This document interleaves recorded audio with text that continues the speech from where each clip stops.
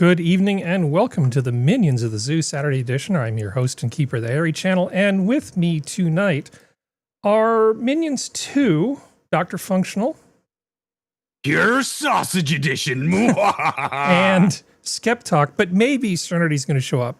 She's got West Virginia internet problems. Like somebody backhoed the cable to the holler or something. I don't know. Yep. Yeah, that bummer. So looks like Jim Bob got the fiber again. So, gentlemen, starting with you, Functional. Hi. Hi. You want to say hi to people? Hi, Tell JB. Hi, lurkers, if you're there. Yeah. Or people watching in future. Hello. Hello. Yeah. Always appreciate the stopping by and listening to us below V8. Yeah. Oh, that's fun. That's right. I need to hide myself. Okay. Technical excellence. Things are going so well. Here.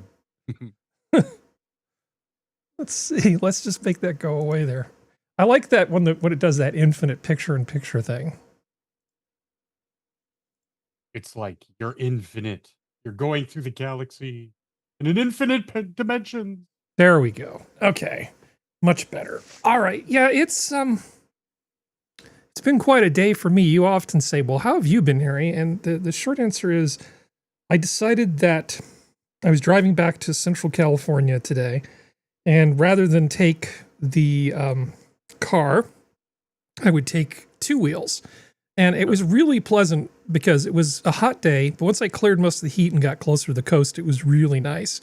And it was very satisfying driving between the cars that basically lane splitting. How'd you come down? I'm sorry? How did you come down? I just did 101. 101 straight down? Just 101 straight down. And I got off to get some gas. And I mean, it wasn't particularly fast, but I got some gas, got back on the road. And then people that I had seen previously, I caught up, before I got off to get gas, I caught up to them and passed them while they were standing still in beach traffic. It's like having a membership in a special club. It's like, you people have to wait. It is. And you can do it with surprisingly large bikes fairly easily. Well, yeah. My main thing is I follow the highway patrol guidelines. So I don't go over 35 when I do it because I'm weak.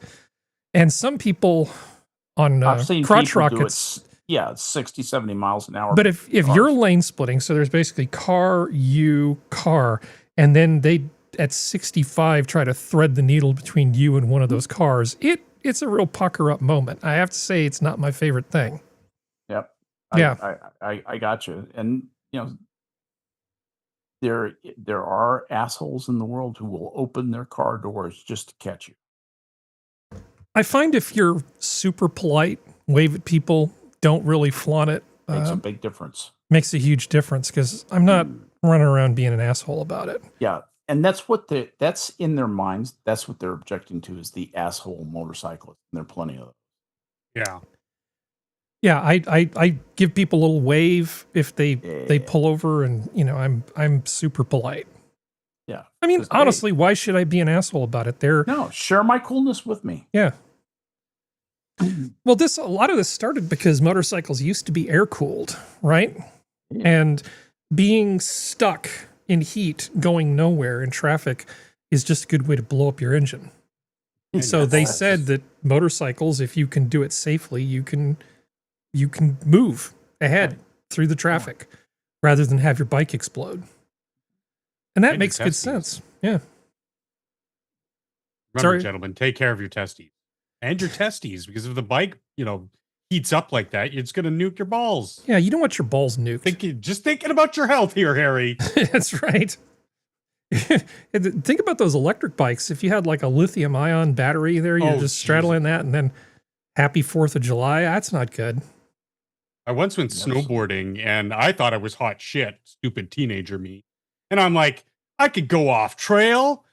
And that was the probably worst mistake of my life because I ended up wrapping my legs around a tree Didn't injure myself all that badly. Got some, fiberglass splinters in my legs and groinal area, but I didn't die and I didn't break anything. Yeah, Men are so stupid. Like, we are so dumb, like, especially as teenagers. We think we know everything. We think we're invincible. It is a wonder that this species has survived as long as it has with men in it. a friend of mine, pretty good friend of mine, older gentleman. He, probably if he was still alive, he would be older than Scap. He died probably about 10, 15 years ago in a skiing accident because he Sonny Bono'd into a tree. And he was like a PhD, plasma physics. I mean, very, very, very smart man. And just, ended up unaliving himself on the slopes. So on the one hand, if you wake up every morning and you think about your own mortality and you think, I can't do anything that's going to add any risk to my life, you're going to lead a pretty terrible life. You're going to be in fear all the time. You just have to open the door and go out and sometimes just man up and master your fear because there's things that need to get done. Yeah. And it's just about appropriate risk. I actually stumbled across a channel. It's a doctor who works in ERs who also rides a motorcycle. And he'll come out and say, look, I've seen all the bad things that happen to people and I still ride a bike. And it doesn't have to be a bike. It could be rock climbing. It could be speedboats. It could be snowmobiles. Everybody does something. So, I mean, it's not trying to be judgmental about stuff. No. Everybody's got their thing that they do. So, but you sometimes have to just set fear and caution aside if you want to get anything done. Like every morning I get up and I go about my business. If I focus on the fact that I could die at any moment, I can't do anything. So I just have to proceed as if I don't have to worry about that. Just set it aside and then get some stuff done. Sorry, I didn't mean to get on that particular topic. We were talking about you being cool in snowboarding. Yeah. I just, it was a thing. It was the 90s. Like, everybody was trying snowboarding and it was being huge. And yeah, it wasn't, excuse me, it wasn't a mountain, wasn't double black diamond or anything crazy like that. It was because this area of southern Ontario is very hilly. There's some really good to short ski slopes in and around the city. We have them in the city. It's crazy. And so, they're fairly clear. They're, fun, quick slopes. You get on the cable car and you come back up. Not that far. And obviously on the sides of these pre-planned hills are forested areas. And again, I thought I was hot shit. I was stupid. I did something incredibly stupid. Now, today, my life is a little bit duller. I've told you I'm looking for a new keyboard. And so I went down that rabbit hole today. And it's so hard to find something I like because I've got these stupid spider fingers that all these keyboards and mice are too small. Because Sorry, you know how you use these things. Your fingers arch, and I hate it when they're so sharply arched to be able to click these keys. No, I know how you problems, feel. I swear. Hold on, I'm looking. Keep talking. I'm looking something up for you. You'll appreciate this. The RGB, don't care. I just need something functional. Yeah, no kidding. And I like the gaming style keyboards that have extra like macro keys on the side or something. So I'm looking for something with a little bit of a flair, but like generally I'm pretty easygoing. But the market is just like falling off a cliff. Honestly, in the gaming section, like I could get a Razer, but oh no. What? Oh yes, actually, I see where you're going with this. Yeah, you see where I'm going with this. I'm just trying to get the darn thing. Okay, so there's a keyboard channel called Glarses. It's a mispronunciation like the English thing. And so as a joke, he does fantastic content. So he decides to make a freaking ginormous keyboard. That's maybe a little too big, but I would love one of these. Let's get to the end. What kind of switches does he put on? No sound though. Oh, sorry. Oh my God, look at all those switches he bought. I have never panicked so much when our 3 dollop method didn't work, but in a flash of inspiration, I realized all we had to do was make the switches and the stabilizers the same height. And manned with some cardboard and wire cutters, I tried the last thing I could think of. And yeah. That is awesome. That actually worked. See, I've heard at the beginning, but if Andre the Giant was alive today... That's actually, Glarsis is a great channel. He's a really funny dude. I actually like cool. his I like his channel quite a bit. He's a good dude. But in the keyboard thing, if you want to get a gaming keyboard, the timing seems to matter. So usually the big deal was Hall effect switches 2 years ago. There's a new type of switch that has been introduced. There's optical switches and things, but there's a new type of switch that's actually better than a Hall effect switch. And it's a little too niche to get into that conversation right now. But we can talk about it afterwards. But for gaming, you actually want different things. Like you were saying you like MX Blue switches, which are the clicky ones. Those are actually almost never used by people in gaming. If you're going to frag people, you want linear switches or Hall effect switches, which are a different kind of thing because they're just much faster. The difference between being shot or you shooting somebody else in like a MMO game is, milliseconds, right? So you don't necessarily want those blue switches you've been talking about. I know what I like. So I like the Logitech G910. That's my go-to, but they're just like sold out everywhere for some bloody reason. And the thing with that is because it's a gaming keyboard, they do this thing where the blue switch is just for tactile sensation. The actual keystroke is gel pad or whatever that thing is, where it's like, you know what I mean?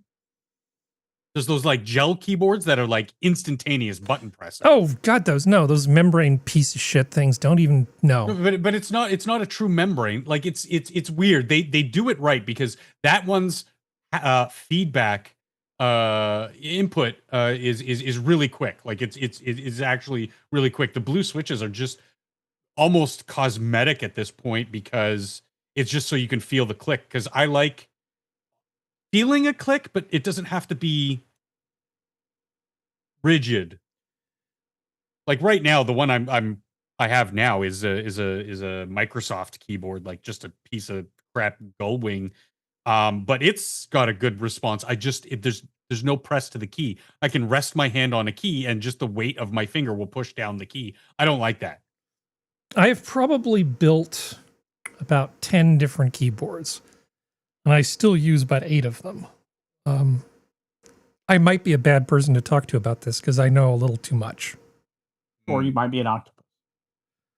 Yeah, but I'll send you a thing to some of the new things, but you want like a Hall effect keyboard if you're playing those MMO games. If you're playing different kinds of games, the speed doesn't matter that much. You just want something that you like using. I play everything. Yeah, that's good. So anyway, the Glarsis channel is excellent. Wait, I heartily recommend octopus. That's why he hates birds. I mean, fish. And birds. Yeah. But definitely check out the Glarsis channel. GLARSES. It's the word glasses with the first S of the 2 S's replaced with R. Yeah. He's a good dude, and he's actually super funny. He makes great content. Yeah, he's fun. All right. So, shall we stop talking about keyboards now and talk to Scap? Hi, Scap. Sure. How are you guys doing? Well, you already know how I'm doing. I had my little 2-wheeled adventure today. God, it was a pretty great day to be on 2 wheels. Oh, I know. It was 90 something in Morgan Hill, and then once I got south of Gilroy, the temperature dropped about 20 degrees, and I have like this new mesh summer jacket, and it's like, this is good. Everything is good. Nice. Everything is good. I always felt cool, not cool in a hip sense, but literally physically cool when I was riding around on a motorcycle. It's one of the coldest things you can do. That makes me very cold. That wind just wicks the energy away from you. I understand physically why it happens, but it's impressive. People who don't ride motorcycles don't realize how cold you can ride in a motorcycle.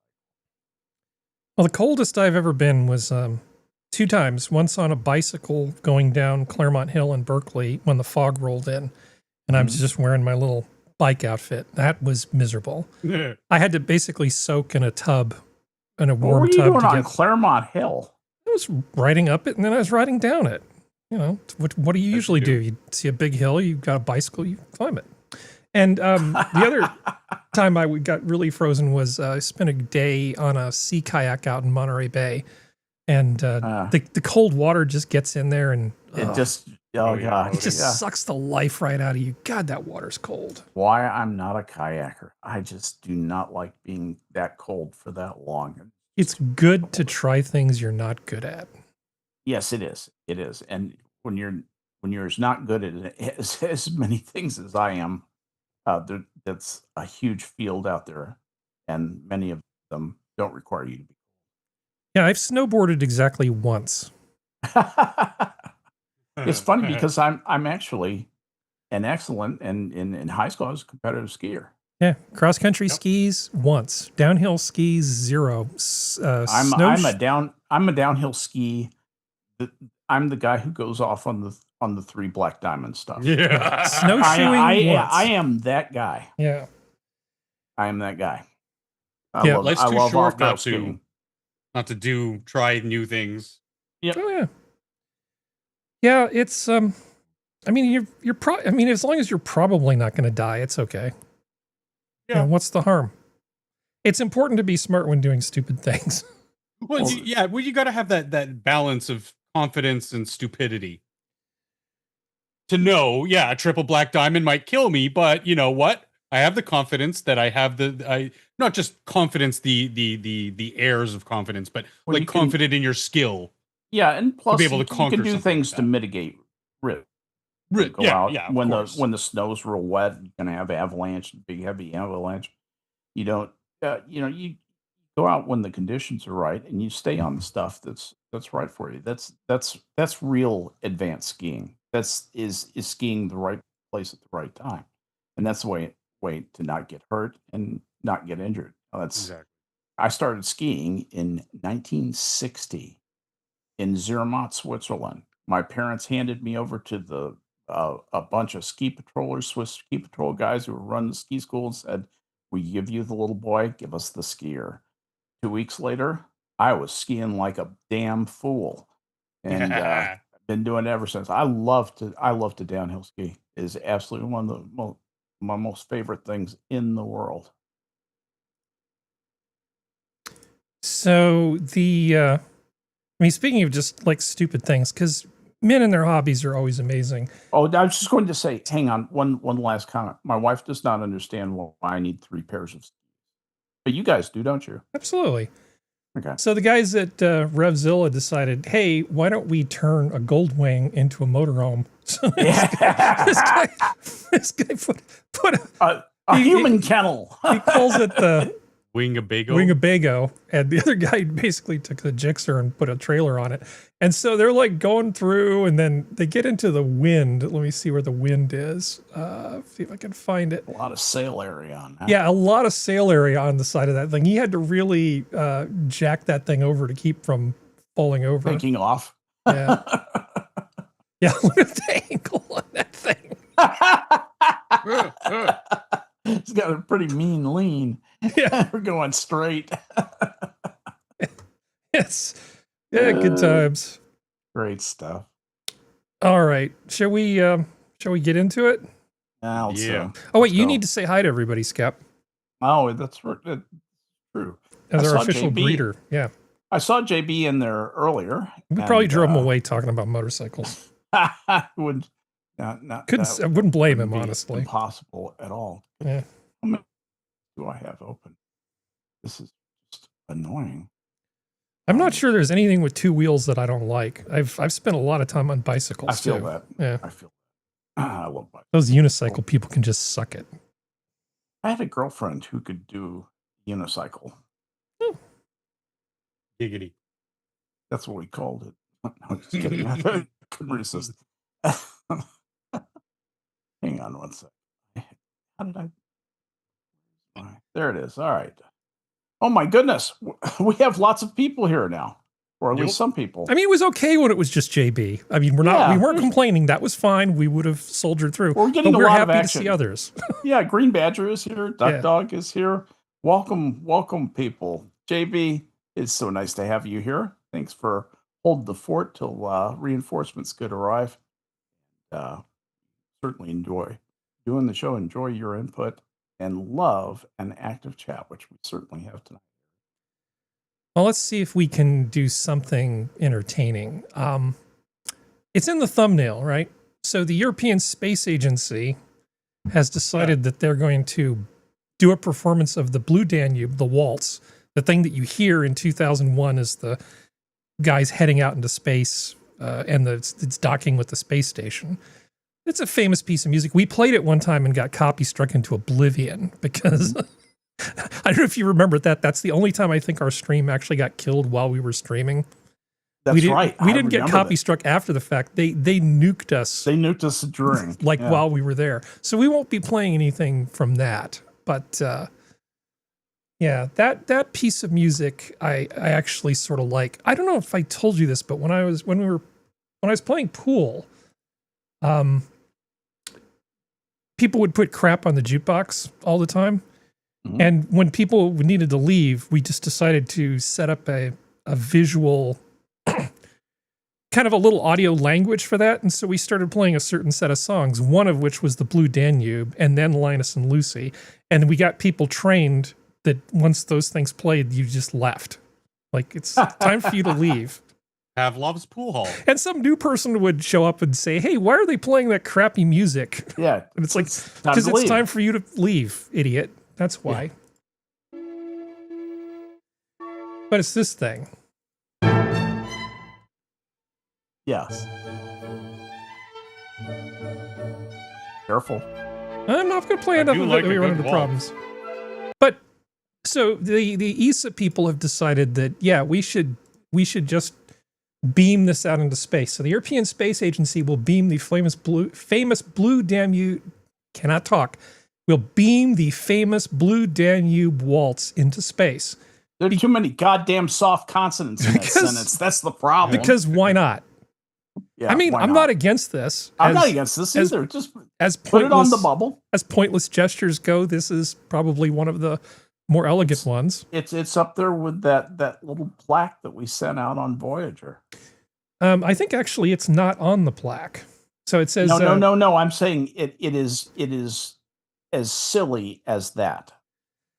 Well, let's see. So Johann Strauss II's popular orchestral piece by the beautiful Blue Danube has been inextricably linked to space since it was used in the 1968 classic film 2001: A Space Odyssey. The waltz played as a fictional spaceship docks with a space station with expansive views of the Earth and distant stars.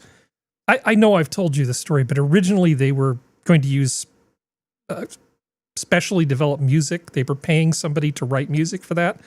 Mm-hmm. And when they were doing test screenings, the music wasn't ready yet.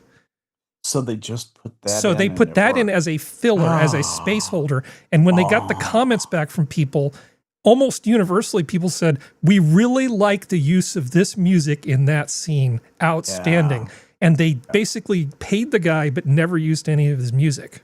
Oh, that's funny. That's one of my favorite stories. The Richard Strauss stuff. Wow. Well, this is Johann Strauss. Well, I know, but that's right. But Richard Strauss is later. Also Sprach Zarathustra. Yeah, that's the thing when the monolith shows up. On Saturday, the Vienna Symphony Orchestra will perform the piece live while a radio antenna in Spain beams the music out. Sure, why not? Why for it, kids?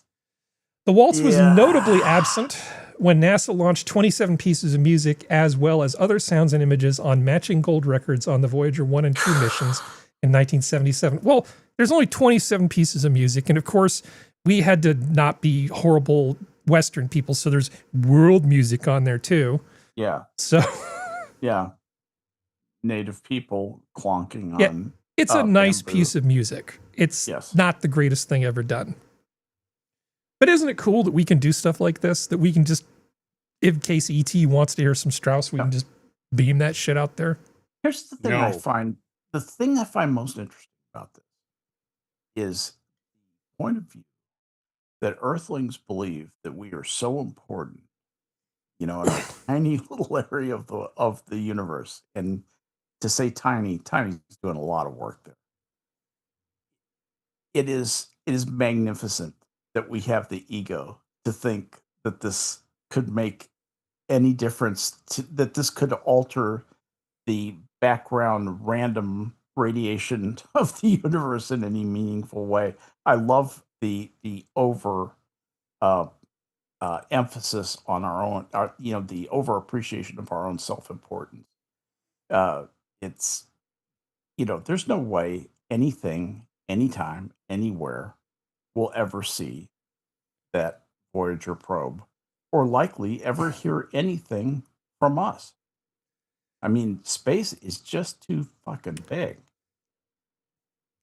So, so today's word is nihilism, right? No, I'm just saying that we're alone. That's I mean, all. ultimately, Not a we're bad thing. just a minor, interesting chemical sludge on a minor planet around an ordinary star. As and, Ayn Rand put it, we are collections of chemicals with delusions of grandeur. I believe we need, as I said earlier, we need to proceed as if the things we do are important. Anything that gets people Absolutely. out. That's the money play. I don't think it matters if it's important or not important. I think for our happiness and well-being, we need to just proceed as if. Absolutely. That is that's what I've come to believe also. It's not rational. It's not even reasonable. It's not logically motivated, but it is the right thing to do. I mean, what are you going to do? You're going to just go find some place and curl up in a fetal position and just cry for 80 years until you're dead? I mean, well, that's what I did. Yeah. But that's not for everybody. No. Yeah. It takes a special kind of strength to have no strength. Yeah. Yeah. That's no strength, nor no fortitude, no nothing. I've worked for years at being weak. Yeah. So, discipline. Functional. You lost Functional? No, he's there. Okay. He responded. So you, you were in the entertainment industry, and I guess so. You know about this sort of stuff. I don't know if you've been following the issues in the U.S. and in California in particular. People are just not making movies here. Yes, and they're making movies here. They're making movies there, or in New Zealand, or literally any place else that doesn't cause the problems that they're causing. Mm-hmm.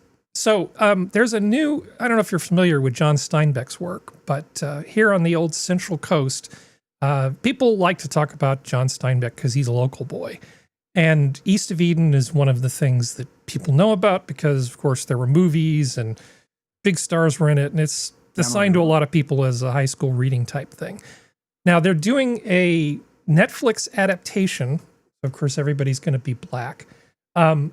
Starring Florence Pugh, and they're not actually going to be filming any of it here on the Central Coast. They're filming it 1,500 miles away. Now, some 70 years later, John Steinbeck's novel again coming to life, this time on the small screen on Netflix. Well, this story coming to Netflix is really a thrill. I'm counting on binge watching it myself. Yeah, he's East very of excited. Eden follows two families over the decades and their lives in the Salinas Valley. John Holland with the National Steinbeck Center says that... Yeah, first of all, you got to have some real balls to remake something that had James Dean in it, okay? Because you're going to be compared to... you got some pretty big shoes to fill. You're going to be compared to him, whatever you end up doing. That's kind of a problem. He was great in East of Eden. You hated him.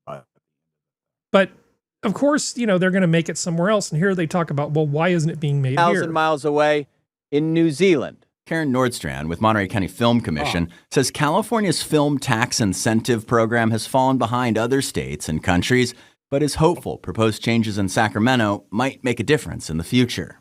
The good part is the Governor Newsom has proposed doubling the incentive program for California to $750 million to offer productions, so they will be more tempted to stay here. Back at the... Not going to make a damn bit of difference, right, Functional? No. And one of the biggest contributors that they're... excuse me.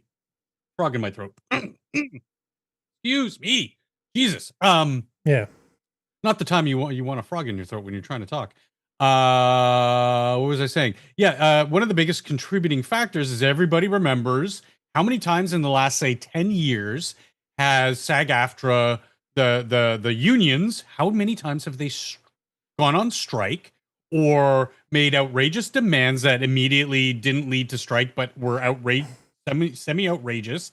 And it's with that and the tax, it's too expensive to do business there, and nobody cares anymore because you can get a bit of authenticity that this is a desert planet or Lawrence of Arabia or something like settings like that when you go to another desert in another part of the world, or like with this upcoming thing, on the Gold Coast where they have farms. It looks kind of just like this. Yeah, and they can use ocean B-roll. scenes. They can use B-roll that has no actors in it from the place that they're pretending to make the thing in, and then do the rest of it in sets and on location. And they're doing it. Yeah. They're doing it for a fraction, a quarter, to even sometimes as close to like a tenth of what the production cost would have cost in California. And again, we're not just talking actors here. We're talking, camera grips, gophers, just like everything, just all those Teamsters. It's so much more expensive. And that's why just for the last 10, 15 years, the exodus that nobody talked about was everybody left Hollywood. Everybody left California. They went to Vancouver, Toronto, Montreal, Georgia. Georgia became huge for making TV shows. Yeah, it's not just the money that's the issue. It's having the government get off your dick. Yeah. You want it. You're trying to put together. You're trying to get a movie made, and you don't want to have to wait for permits. You don't want to have to wait for clearances. You don't want to have. It's just like so much bureaucracy because you're on a tight timetable. You're just burning money, just burning money every day, even when you're not shooting. And these people are putting more restrictions and requirements on you and putting artificial deadlines that shouldn't even exist, but they exist solely for the paper dance that these assholes have to do. Yeah. I can see how that could be extremely frustrating. Yeah, this is exactly what you wanted, right? You decided what they think in their arrogance is that we are the best. You can't duplicate this anywhere else. You've got to do this because why would you leave this? Because this is the best. This is the premier product.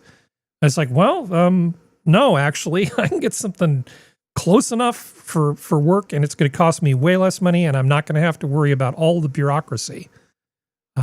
They just overplayed their hand big time. And it's not just outside locales either. Huge indoor studios have appeared again in those cities I mentioned. That these are the ones I'm just most familiar with. In Georgia, Toronto, Montreal, Vancouver became huge. They were building facilities for kilometers. Dallas. I mean, basically anywhere that's not California anymore. The institution is dead and dying, and I say let it. Why have this such a small that we've already learned was also deeply corrupt and immoral? Why super concentrated in that one spot? No, sorry. Well, don't forget COVID. I feel bad for people like you, people Johnny Bonsacco, regular Californians who have nothing to do with this shit.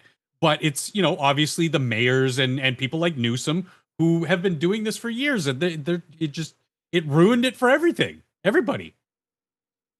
Yeah, I almost went to work for Industrial Light and Magic.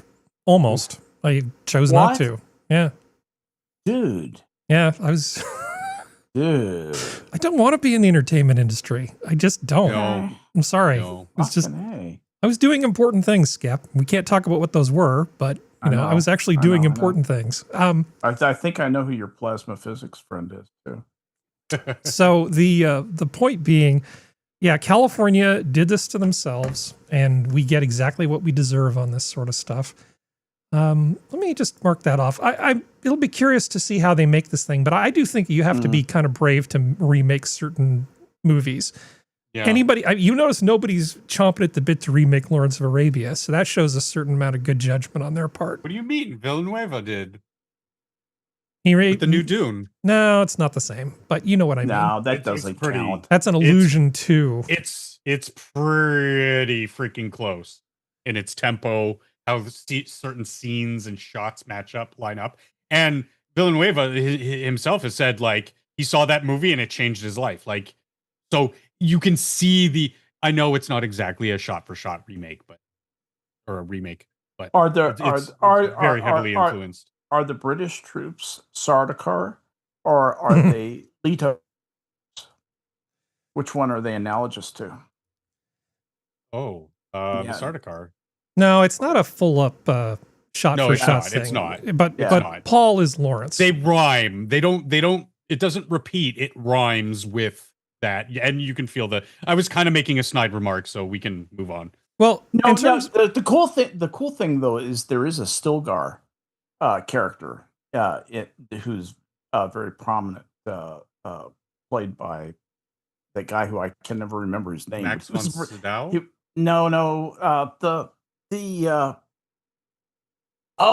He's Anthony Quinn, new Alec Guinness, Omar Sharif. Omar Sharif. Yes, Omar Sharif. That's who I was thinking of. Yes. yeah. The bridge champion. When he made that movie, it was like the number 5 contract bridge player in the world. Okay, we're going to come back to this at some point. So let's just put a pin in this because I actually have a bunch of Lawrence of Arabia stuff saved up. But while we're talking about California shooting themselves in the dick, California lawmakers pounce on energy board amid departing oil refineries. I told you the refineries were leaving, and now the politicians are kind of worried that their jobs might be at stake because losing 20% of your gasoline supply is not going to be good for the cost of gas. It's just not. And so this one woman, it's just a bunch of Democrats complaining about what they did, right? It's like, look in the mirror. If you want to see why this is a problem, look at yourself. But how did you vote? They're talking about, if you want to see how the process working, it doesn't look like $10 a gallon gas. Yeah. Yeah. You can only gaslight people for so long when they're being charged lots and lots of money for gasoline. Right now, gas prices are around $5 a gallon here. I don't know what they are in Texas. I'm assuming about $3.25, right? I'm trying to think what I paid. No, I paid $2.60, $2.79. Cool. Yeah. How many gallons? How many liters in a gallon? 3.8. Wow. Yeah. Liter is almost a quart. Well, I'm sure you're getting the shaft up there for gasoline. Like I don't drive, so I do look every now and then. I'm saying $1.35, $1.40 per liter. Yeah, you're getting like $1.30? California level prices because of reasons. Oh yeah. Yeah. Yeah, like we won't build fucking pipelines. We have Yeah. all the oil we could ever need for 500 wait, fucking years. Wait. How much per liter? Are you just under $1.50? So $1.35, $1.40. Yeah, so now multiply that by 3.8 and then divide for the fact that their money isn't worth quite as much, and it's still way too much money. That's insane. Yeah. Yeah. That's like $5 a gallon. Why I Uber everywhere, Skep? $4 or $5 so I don't have to a pay gallon. for it. We have very good infrastructure in this city for electric vehicles. So because obviously we're a power generating province. Like that's our big thing is we have nuclear reactors for days and we generate all this power. So we have the infrastructure. Are you in an for urban that. area? Yeah, I'm dead in the middle of the city. He's in Toronto. Oh, okay. I didn't realize you were in Toronto. I thought you were. We tried to send him out to the sugar shack and make him make maple syrup for us, but he said no. It's Canadian. I've done that syrup before. anyway. So anyway, here's a Democrat having a moment of introspection. That climate leadership does not look like, and that is $10 gas. The Energy Committee turning its attention from gas companies to regulators as 2 more refineries announced closures in the past year, leading to a looming 20% reduction in the state's gas supply. Yeah, you did this. Okay. Yeah, I don't know. They're happy about it. I don't know. They're happy. This is like OJ writing a book called, If I Did It, or putting out like a reward to find the real killer. No. You people did this. You created an incredibly hostile environment, both for the movie industry and for the energy industry. You know, you The thought only you thing they could get can't- away with. In the case of the movie industry, you thought you could just tax them indefinitely and get away with it because they have no option. Well, they do have an option. Yeah, And in well, terms of the fuel industry, they thought that not only could you tax them into oblivion, but you could give them a whole bunch of risk in terms of doing business in California. And you could also just beat up on them, just say the nasty things about how they're destroying the planet and yada, yada, yada. So it's just, it's a really abusive relationship. Nobody should be surprised that the oil companies are getting the hell out. All right, moving on, because we talked about this more than enough. Let's see. Oh, well, also in California, I just think this is funny. How about a little old-fashioned crime? So you see at the Smash and top, grab? you see a jewelry store, and at the bottom, you see the place next door, and there's a guy crawling on the floor in the place next door. Just crawling on the floor. You can just barely see him down there. And so the guy who runs the jewelry store comes in the next day, only to find that hole leading to my neighbor's store. oopsie, he lost $2 million because that guy basically walked on his stomach and drilled a hole in there and just said, oh, there's a nice safe over here. Let's just empty it. Yeah, your security is not that good if you can just drill through the wall from the place next door. Haven't these people seen any movies? Yeah. I mean, isn't this like, right? I mean, how many movies have this as a plot? Got to reinforce the wall. Yeah, What got stolen? Was it diamonds or was it diamonds. cash? Diamonds and finished jewelry and cash, all of it. $2 million worth of loss. That You're is safe fucked as up. shit if you can just Yeah. fucking. I cut do it. I do like him crawling on the thing though. That's pretty sweet. Open the door, I gotta go! Everything in our store seemed normal. Yeah, sorry, dude. That kind of sucks to be him. Yeah. All right. Well, let's see.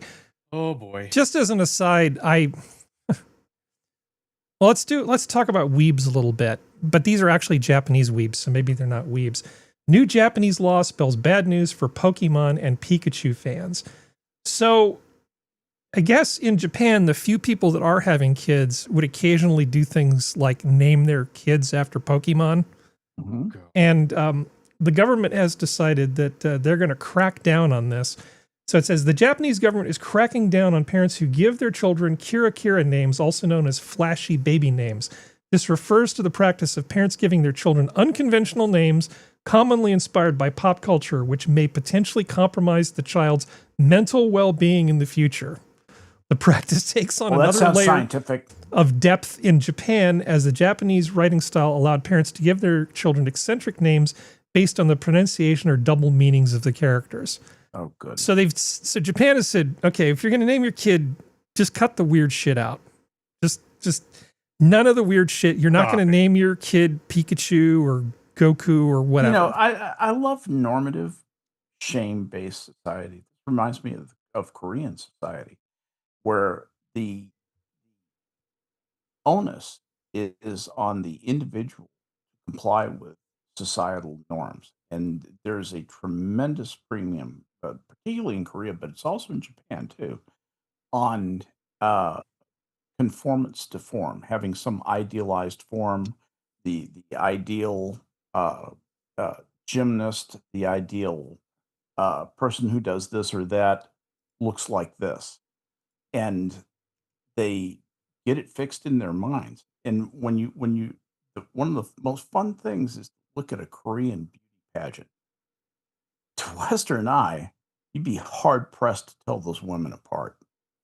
And the reason is because they're all trying to conform to the same beauty standard. This is a fundamentally different value in Eastern cultures from Western cultures, which prize individuality and creativity and individual initiative, where they're all about the collective effort and conforming to the needs, wants, and expectations of their culture, of their society. Well, Anyway, we have talked plans about apology for you. Oh, sorry. We have talked about African American baby names in the past. Because I mean, Yes. it's all in good fun. We're just we're we're poking fun at each other. It's fine. I mean, it's not a racist thing. It's just one of those things that's kind of funny. But I was surprised. I found this list from The Root, because it's always when I want my information about black culture, I always go to The Root. This was written by somebody they describe as ZZ, the baby namer from TikTok. So I'm glad they've gone to a black baby name expert from TikTok. They're really going for the good sources. Actually, most of these names are pretty decent. I really don't have a whole lot of criticism. If you want your kid to be named Valiant One in Swahili, knock yourself out. You know, this isn't Japan. We don't have rules about stuff like this. Yeah, but I was going to take issue with one of these names. Okay, let's see. We got Emery, Cayenne, sure. Sana, great. Ezra's a great name anyway. It's a Jewish name. We go down, and then we end up with Nova. And I'm like, I don't think ZZ, the baby namer, knows the history behind this particular name. You remember the Chevy Nova? Of course you do, Skep. Yes, I actually had a Chevelle Malibu, which is almost the same car as a Chevy Nova. It's a Chevy Nova with better options. Except it isn't called the Nova. When they tried to sell those in South America, they couldn't sell them because Nova in Spanish is similar to Nova, which means doesn't go. Yeah, so if you think your baby might have friends who speak Spanish anytime in the future of their life, maybe don't name them Nova. Absolutely. Maybe if you have an oil company, don't name it Exxon. You know what Exxon means in Japanese? What? Stalled car. Old car? Stalled car. Oh, stalled car? Nice. That's how you say Exxon, and I've heard them say it. It's just Exxon. It's just like the name. Yeah. So this is just some friendly advice to black people. Honestly, these are great names. Name your kid whatever the hell you want, except maybe don't name them Nova. Or Exxon. Because if you name your kid doesn't go, is something that means doesn't go in Spanish, I feel like you're limiting their options for the future. Just reverse it and name them Avon. Avon. Or Adolf. Sure, Adolf is a strong, proud name. Well, speaking of going, I was looking at this particular clip, and there's a surface level thing going on. This guy's going out fishing, and he sees a pyroclastic flow forming, and decides to get the hell out of there. Okay.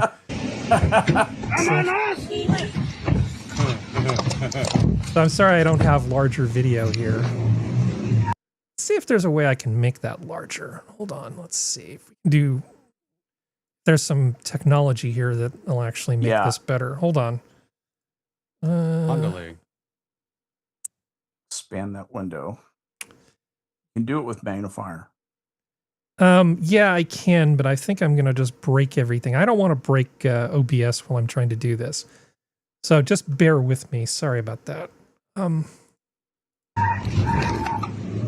So he sees that and just says, the hell with this, and starts driving away. Notice everybody else. All these other cars not moving, right? And this is like something out of a movie. This is like out of Dante's Peak. I know. And he's driving like hell. He's passing people, and that thing is just chasing him. And that's death. That's death coming at you. Death is sitting next to him, too. Shut up, lady. I forgive her for being excited under the circumstances. No! She's Let him concentrate. Let him drive. Yeah, he's passing all those other people. Yeah. Okay, Yeah. that is a great example of something, though. People What's that? often, when it comes to survival stuff, we really have gotten pretty damn soft. The right instinct to have is the one that guy just had. Yes. He goes, that's messed up. I'm not going to sit and gawk at it. I'm not going to, post on social media. Let the mouthy female do the social media part. He's focusing on driving. He is passing people. That's right. He's passing Darwin calls. Yeah, and he didn't stop to think, oh, well, is it going to reach us? Is it going to... No, it's too late for you once you do that. He's just he's a freaking survivor. Now, one thing about it is he realizes it's not a bear problem. See, the bear problem is he just has to be faster than one or two people, and the bear will eat them. No, that's death. That's death approaching in cloud form. And let me tell you, it is just about almost instant death. It is so hot and so utterly, it's like being insta-baked. Well, this is what happened to Pompeii. It wasn't. so It wasn't that they it was didn't even buried in move. lava. It No, literally. they didn't even move. They got roasted in place. Yeah. But a lot of people, I mean, in terms of social psychology, people say, well, if you see a bunch of people running, you're going to want to run too. That's a good survival thing. Don't stop to think about why are we running. If you see a bunch of people running in one direction, your money is probably best bet on running with them. You can figure out what's going on later. You're not a fool for running with the crowd when stuff like that happens. And he was not a fool for getting the hell out of there. All those other people that didn't do what he did, they all died. Yep. Yeah. As they should have. That's the way things are set up. Well, in the Those people SAS, didn't learn in time. in the SAS Survival Guide, it was written by a guy named John Lofty Weissman, and that's the classic SAS Survival Guide. At the very beginning of it, he says the most important thing, honestly, about surviving is having the right mindset. You have to want to survive before anything else. Having all this equipment and other stuff, and it doesn't mean a damn thing if you don't actually want to survive. And this guy did exactly the right thing while all the other slack-jawed yokels were thinking about what they were going to do. So I admire this guy. Somebody got to come down and help us with this. He was taking responsibility for his well-being in his own hands. He got the hell out of Dodge. I have a lot of respect for this guy. I do too. Yeah. For the simple reason, just I want to be that guy's friend. yes, exactly. Guys who have friends like that do well. It's so true. Yeah.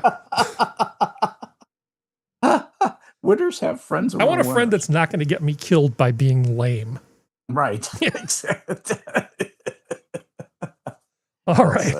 Well said indeed. Moving on. Moving on. Okay, so let's see. I got a bunch of stuff. I don't know if I'm thinking we're probably not going to get Serenity tonight, right? I think she would have said something by now. Okay. Say, that is totally fine. Let's talk about this Democrats' man problem then. Oh boy. Democrats spending millions to learn how to speak to American men and win back the working class.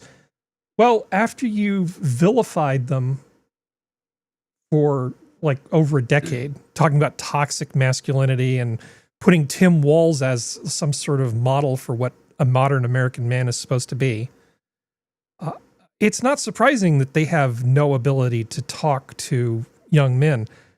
Other than Fetterman, who in the Democratic Party right now, I'm not talking about spokespeople that they could get, but who amongst Democratic elected officials is in any position to talk to young men about trades that they could go into or anything that they care about? Tim Walz. I can't think of any of them. Did you say Tim Walz? Yeah, Tim Walz. Okay, of course. You get 10 demerits for that suggestion. Tim Walz is not useful in that regard. No. Tampon Tim is not going to be the guy that's going to speak to young men, young straight men, certainly. I just don't see it. They have a bunch of harridans and disloyal idiots and other people, and they have a number of dudes, but I just don't. I don't see how they're going to turn this around. They have some radicals who are inconveniently positioned for power. Mm-hmm. AOC has become a relatively powerful young congresswoman in the Democratic Party. Now, she may be marginalizing herself by thinking that it's time to break away from the dinosaurs, and the dinosaurs are still big and still much more powerful than she is.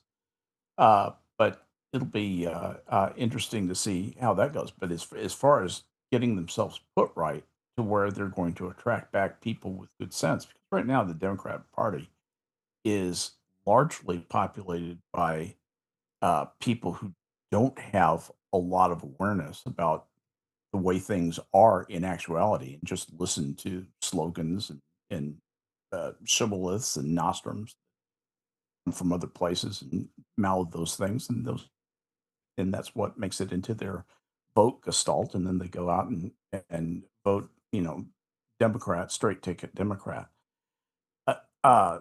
That's they are not going to they're not going to win thinking people away from the libertarians who have uh, uh, gotten a little bit bigger, or the Republicans who've gotten a lot bigger. That there are no Republicans who are going to be attracted by a fat black lesbian jumping around and saying what a great thing it is to be guilty and hate whiteness. Yeah, I was racking And my that's kind brain. of where they're going. I was racking my brain trying to come up with somebody that could almost do the job, and the only person I could come up with was Nick Offerman. Now, Nick Offerman has a number of reasons why he's not going to be good at this. First of all, he's an actor, and it shouldn't be an actor. Okay? Yeah. An actor is like totally the wrong person. They want somebody who's grounded in reality. You need somebody who's not primarily an actor, or primarily, or who has probably done something else and is therefore grounded in reality. You can find those kinds of actors used to. But it's not Offerman. Offerman is not that guy. But to Offerman's credit, I mean, he's the closest I could think of. He talks about the work ethic. He talks the talk and he walks the walk. He lives the kind of life where, you know, he gets up early, eats responsible thing, goes to sleep early, does work. You know, he's always talking about building stuff. So in a sense, he's almost like a Mike Rowe sort of character. The problem is that he's an inferior copy of Mike Rowe for this particular job. No. You know, somebody like Mike Rowe is perfect for this sort of thing, but the Republicans have lots of guys like that. Just lots of guys who can talk to young men about their futures and what they want to get out of it. The Democrats, what do they have for straight men? Nothing. Think about the young men that they're talking to. The young men that they're talking to are either men who probably had problems early on in life. That's why you become a Democrat, a liberal. That's the thing that leads you to that, is say, hey, other people might need the same kind of slack that I always needed because I was a loser. And so you get a lot of people who have needed help in the past, not but people who have needed help, or people have failed doing one thing or the other, and those tend to comprise the bulk of the Democrats. And the Republicans tend to be people who have done better in life and who tend to be winners. That's just the nature of the beast right now. Well, the Republican message speaks to the testosterone that flows through men, you know, the risk-taking, the ambition, all that sort of stuff. The thing that makes men great. The Democrats are offering them an opportunity to come back, and then once they're back, they'll tell them to sit in the corner and inform them of their position on the progressive stack. Leave that testosterone behind, buddy. Yeah, they literally we have... want you, not your testosterone. It'll take them 10 minutes to say, you know, if I wanted to hear what a straight white male had to say about this, I'd go talk to my father, who I don't talk to, or whatever. Right, yeah, exactly. Yeah. Exactly. They have a really serious problem. They want this thing. They want to somehow get straight men's votes, and they just really are completely screwed. Oh yeah, and they've got nothing. Well, and their voting base is arguably, I think, lower intelligence generally than the Republican. Well, they've done to men what California's done to the oil companies. They've told them they're evil. They told them they need to change. They've told them that they're unholy and unwashed. And then they left. And left. What a huge surprise, right? Yeah. Yeah. You played yourselves, assholes. Well done. Yeah. And that's actually my party. People don't realize this. I was the last party I was affiliated with was the Democratic Party, and you know, it has to do with my position on certain cultural issues more than it does anything political or foreign policy. You know, I always thought that Democrats could be saved. That Republicans they were just on autopilot. They were headed toward kind of a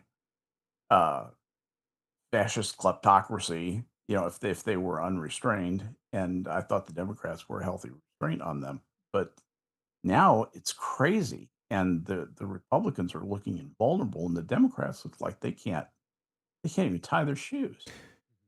So functional, I can't remember, were you a scout? Yeah. Yeah. So imagine you decide, hey, let's have like the young Democrat camp. And so they set up some kind of camp and they try to come up with activities for the young Democrat voter of tomorrow. And you think about your days back in scouting, what the hell would that even look like? they might set something up and it might be kind of cool, but before long, they're going to be throwing them into some sort of DEI/bridge seminar. They can't help themselves. As soon as they get those kids back under their camp, it's going to just turn into hot garbage again. Well, I mean, big picture, we've seen the party basically fracture, right? So many people have left and federally are at least voting Republican for Trump because reasons. He's a New York Democrat, for Christ's sake. A 90s New York Democrat. He's a liberal, like traditional liberal type of person. That's who all those people, the people you would say, like Skep and myself, are reasonable, left of center, traditionally liberal. We all left that side. And so what I think is going to happen short term, yes, the Republicans are basically invincible on the federal stage. You can argue that some of their gains state to state and locally aren't as good, but there was some gains there, which is important. It's very important. So not that the Republicans are invincible, but federal stage, blah, blah, blah. But I think long term, what will happen is give it, 10 years or whatever of Republican rule, you're going to shift a little bit more right. Somebody's going to be a little bit more Christian conservative. And that's going to make people who are traditionally liberal minded going, wait, I don't want to go this far. And you'll see the pendulum swing. It's kind of basically what happened to the Democrats over the last 10 years. Yeah, the Republicans will screw this up. They're already in the process of talking about kicking people out of the tent and purity tests and stuff. The main thing that's floating the whole Republican banner right now is immigration. There are a lot of other things that people like, but the big one is immigration, because no matter how much gaslighting they did with Mayorkas and that bunch of morons and our borders are Kamala Harris, people were just like, no. It was just so obvious. They saw the proof in the pudding. Like, and in right many cases, they could see it with their own eyes. Just the huge amount of money that was being spent on people who were not taxpayers. But we don't need to rehash all that. Until the Republicans are going to take a while to shoot themselves in the foot. Yeah. But they're already working on it. That's like a thing that's going to happen. You're right about the pendulum sort of swinging. It isn't so much because the pendulum is inevitable. It's just that human nature makes people be greedy and kind of lazy. And sometimes there's a force on one of those sides that grabs the pendulum and swings it so hard back that it's going to take a while for it to come back.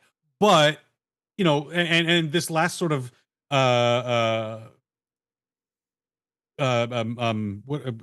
frame that we're talking about, what the Democrats have been doing for the last decade or so, it really there was that sort of like, hey, we're throwing it right back in your face. And I think that happened right around the end of Trump's first term and the second term. And people were just sick of it. And, say what you want about what happened in between. But his second term, people are looking and they're going, okay, maybe I don't agree with everything. But yeah, we're catching the pendulum. We're going to stave off it swinging back this time. And sometimes you get those people. Some people want to swat it away. Some people want to grab it, hold on to it. They're like, no, this is good. This is good. Let's keep it like this. Well, the pendulum moving should not be taken for granted. Okay. That's what it tends to do because of certain forces. It's not a physical law that's undeniable. So, well, like I said, people got to be thinking a little bit more closer to home when they're voting to keep this thing going.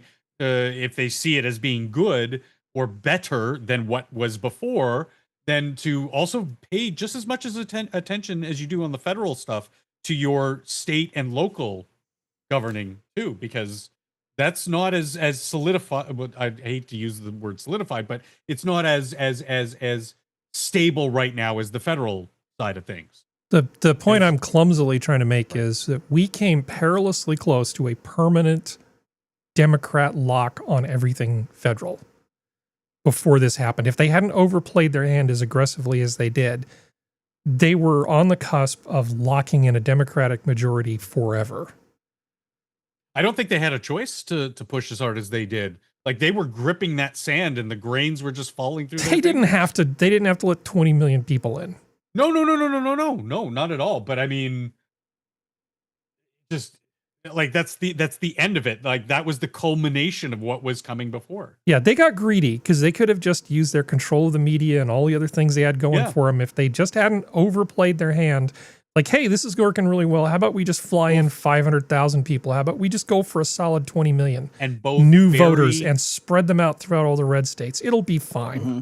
And both Barry and Bill were very good on immigration and keeping the border secure and deporting illegals. Obama deported the hell out of people. He drone strike Americans. He was great in some ways. The difference between that and letting all these people was they're now exposing the corruption, the money behind why it was swung wide open like that. And it thrust that spear right into the Democrat heart.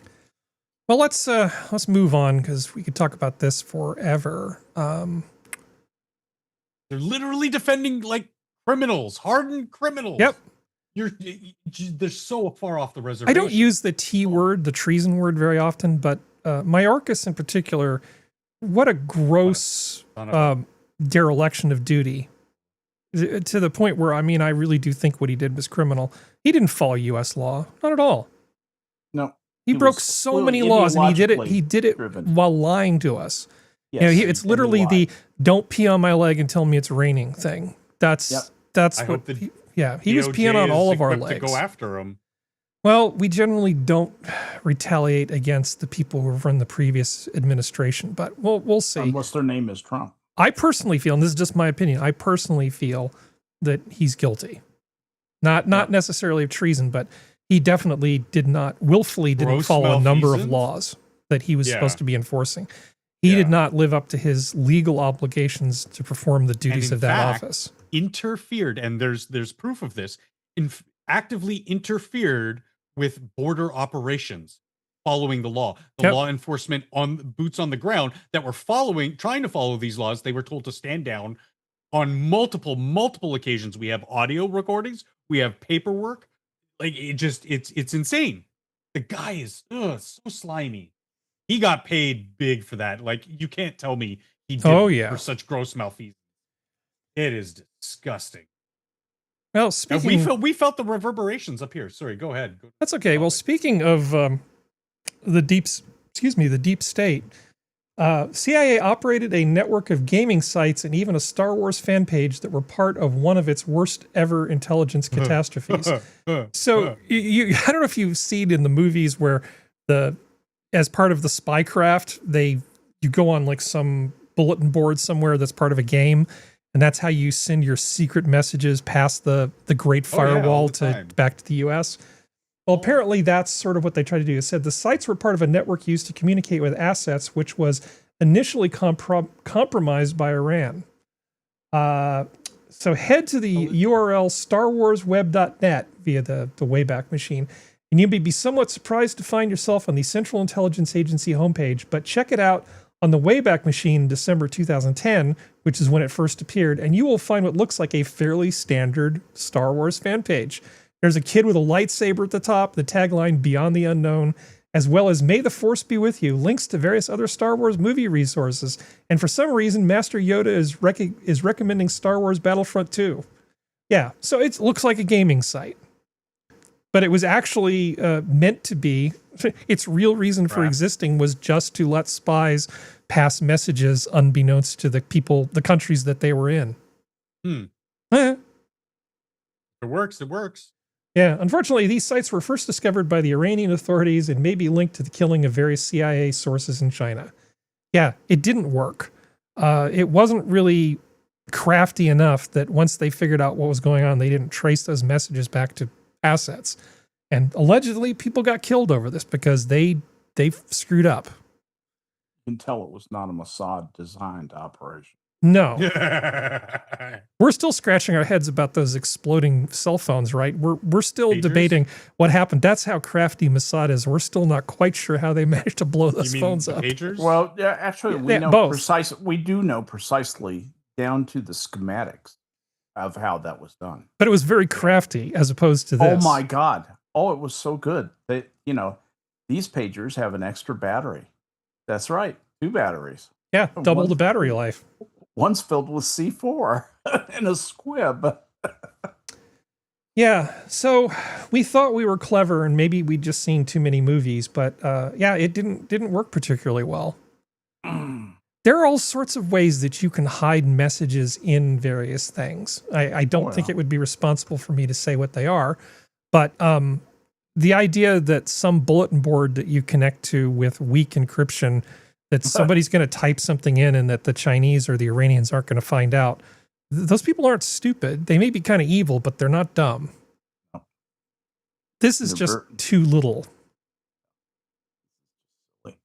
You know, just feels silly. It's weak sauce is what it is. Weak sauce. Excellent. Yeah. Weak sauce. Some boomer who at the CIA who had no idea what the hell he was talking about. Was Careful. Like, so, I'm going to get black bagged? No, here we go. How about this? Bear steals 3-gallon tub of ice cream from Lake Tahoe business. They're awesome. Yeah, so... Bear ain't no fool. So the bear easily went in there, stole a 3-gallon tub of ice cream. Okay, stop showing me video. A North Lake Tahoe ice cream shop got an unexpected visitor. The ice cream store captured a video of a bear after helping itself to an entire tub of ice cream. Says she's seeing more bears than ever before. She captured the aftermath of this latest encounter, which happened in April, on her cell phone. See, I think I have some video of the bear doing his thing. It was cookie dough ice cream. Nice. He's got good taste. No audio, by the way. Oh, sorry. There we go. Door of the ice cream shop of our restaurant and got into the ice cream.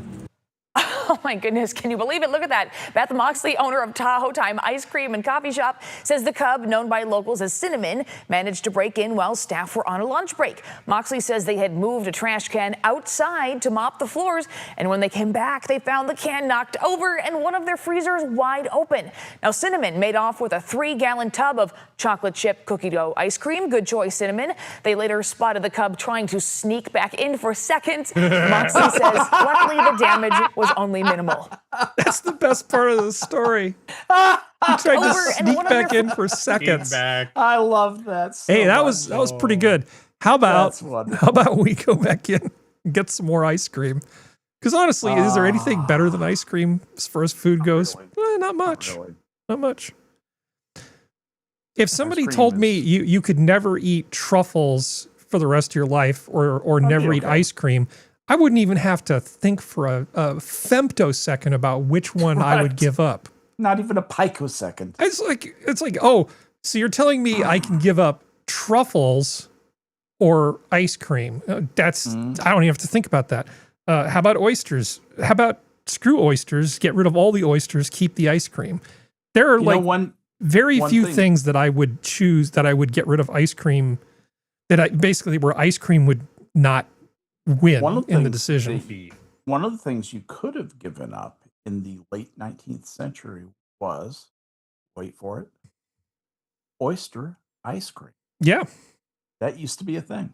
Originally, well, as served by, what was it? Was it, are we trying to pin this on Dolly Madison? I'm trying to remember how the story goes. But it's one of the first, I think it was James Madison's White House that served it to some guests originally. But there's a bunch of urban myth stuff that's gotten mixed into the story, so it's hard to tell truth from fiction. But originally, back in the day when you were just a kid, ice cream was actually a savory thing instead of a sweet thing. Yeah, while some believe it was served at the first Thanksgiving and even enjoyed by Dolly Madison, according to a blog post, its true origins are much more complex. A recipe for oyster cream appeared in Mary Randolph's Virginia Housewife in 1824, suggesting it was a dish of the time. However, the recipe was not for ice cream as we know it, but rather a savory frozen soup. And its inclusion in the cookbook remains a historical enigma. But Dolly Madison is linked to it, and the rumors suggesting that it was her favorite, and she popularized it during her time as First Lady. But the biographers of Madison say that's just not true. That's true. I mean, it's true that they say it's not true. I mean, honestly, Jefferson brought us macaroni and cheese, so if I feel like we owe more of a debt to Jefferson The good ice cream would have found its way to us parents eventually. everywhere. Yeah. Parents everywhere. Parents Yeah. everywhere. Craft dinner. no, That's good. they call it craft dinner in your country. Right. Functional. Craft. Yeah.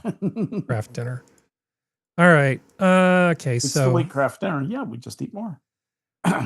see, we do have a little bit of a problem, which is I find cringe to be way funnier than all of you and the chat.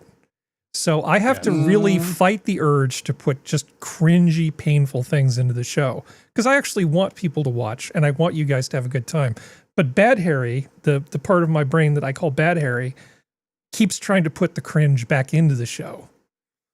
Oh, what have you got for us? I apologize in advance for what I'm going to show you. So this is called Home Haircutting for the Now 90s. It's from the more from the Found Footage Festival.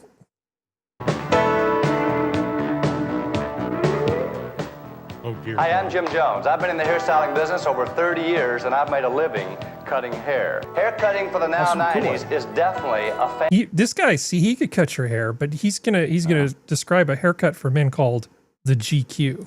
family affair. So let's cut some hair. One of the hottest haircuts in America today, ladies and gentlemen, is a haircut that we call GQ, Gentleman's Quarterly. It's like scooping ice. I've actually only known one person who subscribed to Gentleman's Quarterly, and he was hella gay. Just throwing that out there. Just, you know, I don't think a lot of straight guys read GQ, do they? The 2 or 3 times I ever picked up a copy, it gave me the creeps. So ixnay. Yeah, it's not good. You're gonna like this guy's shirt. Ice cream. You scoop up and out. Looking good, Chad. Now, what do you think about your new hairstyle? Wow. You like it? Yeah. All right. This will get him that new job, and this will get him right into that marriage on the right step. You can bet on that. GQ, now 90s. I don't think he's going to get married because of that haircut. Yeah. But wait. He might be marrying a blow-up doll. There's more. With that haircut. Mom is ready for something nice and short and sassy, so we're going to give Mom a variation of what we call the female flat top haircut. So what do you think, Mom, of your new haircut? No.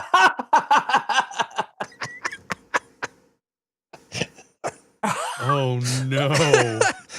Oh, Mom, no. Super terrific. Mom likes it. That is the face of a woman who is lying. Look at how the smile stops at the precise top of her upper lip. Smile though your heart is aching. Smile even though it's breaking. Look at the eyes. The eyes are the eyes of a murderer. Clouds in the sky, you'll get by. Smile through your tear and sorrow. Let a smile be your umbrella on a rainy day. Sweetie cries to tell her the smile will always pay. Yeah, let's see that part again. Of what we call the female flat top haircut. So what do you think, Mom, of your new haircut? Super terrific. Mom, that is the fashion equivalent of a woman being kicked in the nuts. I'm gonna cut your throat as soon as this take is over. I find this sort of stuff to be very entertaining. Yeah, I do too. That is just a bad haircut. I'm telling you, the Found Footage Fest has some great stuff if you're into cringe. Just really great stuff. Wonderful. The silly things at that moment do. She knew. she knew that she had fucked up. Let's see. That I have to have Serenity for. Let's see. I have one called People in Pain. That's always good. Can't do that. Oh, this is terrible, but we'll just get it out of the way. The FDA just approved new medication for lesbians with depression. Just don't. It's called Tricoxagen.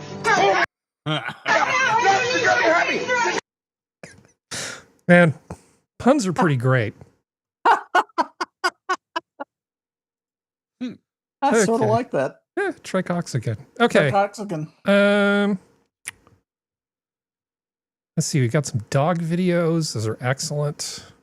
Let's see. All right. So in Detroit, there's a bunch of unsold Cybertrucks because Cybertruck's got some problems. Well, let's just face it. It's been a rough release. And then there's all the gaslighting. And you combine those two things, and it's pretty hard to have a successful product launch when all of the press is going to be bad no matter what you do, and your thing is kind of busted. So there's a mall that's being sort of torn down and then rebuilt. There's all this construction going on, and around it there's a big ass parking lot. So this excess inventory, they're paying the person who owns the property to park a bunch of Cybertrucks that they can't move fast enough in there. This shit happens all the time. All the time, where you'll have like at a ship, like a dock in LA or something. Remember during the pandemic when they couldn't move cars originally? There were just thousands and thousands and thousands of cars that had come off of ships that didn't have any place to go. So they're just sitting there. This happens all the time. But they've decided that Detroit, that this is wrong, and they're telling that the landlord that they can't use their property for this purpose. This just seems to be political spitefulness to me. There's no real reason to do this. This is just Detroit not learning their lesson. There's no reason to do this. Everybody else has been doing this like forever. Why all of a sudden since it's a Cybertruck now, they're cracking down. Small. Yeah, They're being small. That's all it is. Yeah, Farmington Hills officials are fuming over a glut of unsold Cybertrucks being stored in the city. Tesla has been parking the EVs at a shopping center earmarked for major redevelopment. Officials say the electric vehicles violate zoning codes and are warning the property owner. Jesus Christ. Too high in the air. Detroit needs to just stop. I mean, I get that you hate Elon Musk, but why are we going to this extreme to just try to stick it to him? They wouldn't do this if this is any other car manufacturer. I can just see the liberal worthies in Farmington. Yeah, petty tyrants and their stupid zoning laws. Yeah, exactly. Assholes. I've actually seen a ton of Cybertrucks on the road lately. Maybe it's different because I'm in California, but no, I have to. A lot of people are wrapping them here. So you see the silver ones, but a substantial percentage of them have been wrapped to look different. I saw one that had been wrapped so it almost looked like the panels were all plywood. So it was like a wood grain one all the way around. I've seen red ones, pink ones, blue ones, one with lettering, ones with patterns. People are just really customizing those to reflect their individuality, I guess. Yeah. If you give somebody a big plain canvas, they're going to do stuff with it. Absolutely. I don't see a problem with it, honestly. It's your truck. It's your truck. Do whatever you want with it as long as you're not hurting anybody. In fact, anything you can do to make it less like a giant mirror attacking a sailboat in the Mediterranean, I think this is better. Thank God they didn't make the panels clunk. You don't think so? No. That thing is. It's bulletproof. Big deal. Yeah. The truck doesn't need to be bulletproof. It's nice that it's bulletproof. Well, but it doesn't have it doesn't. It's not designed for towing, and it's not designed to have a heavy duty towing package put into it. Electric motors just aren't there now. So you can't do the things the truck needs to do. Well, actually, the electric motors are not a problem. The guys at Edison who are making big ass trucks with electric motors up in Canada are making really substantial stuff for getting work done. They would be Mike Rowe approved, probably Nick Offerman approved too. But you can absolutely make real vehicles for doing real work that are electric. Absolutely, these are not them. But these are not them. These are not them. That's what I'm saying. You're absolutely right. I've looked into those big utility vehicles and the big trucks they have. You're quite correct, and those things are robust. These are not. Yeah. Well, I really don't want to talk about what I'm about to talk about, but remember last week we talked about separating the man from his work, and that whole discussion, and looking up to people and stuff. Now, I don't look up to Glenn Greenwald. I think he's an extremely good journalist, and in terms of his journalism, I think he's an honest guy. I would agree with you as far as that goes. But he is super gay, and gay people have their own little kinks and fetishes, which are none of my business. They're none of my business, and it's not because I'm a good person or better than anybody else. I just don't care. I don't care what other people's kinks are as long as nobody's getting hurt. A lot of people are having fun at Glenn's expense because of the video that was aired showing him getting it on with his buddy.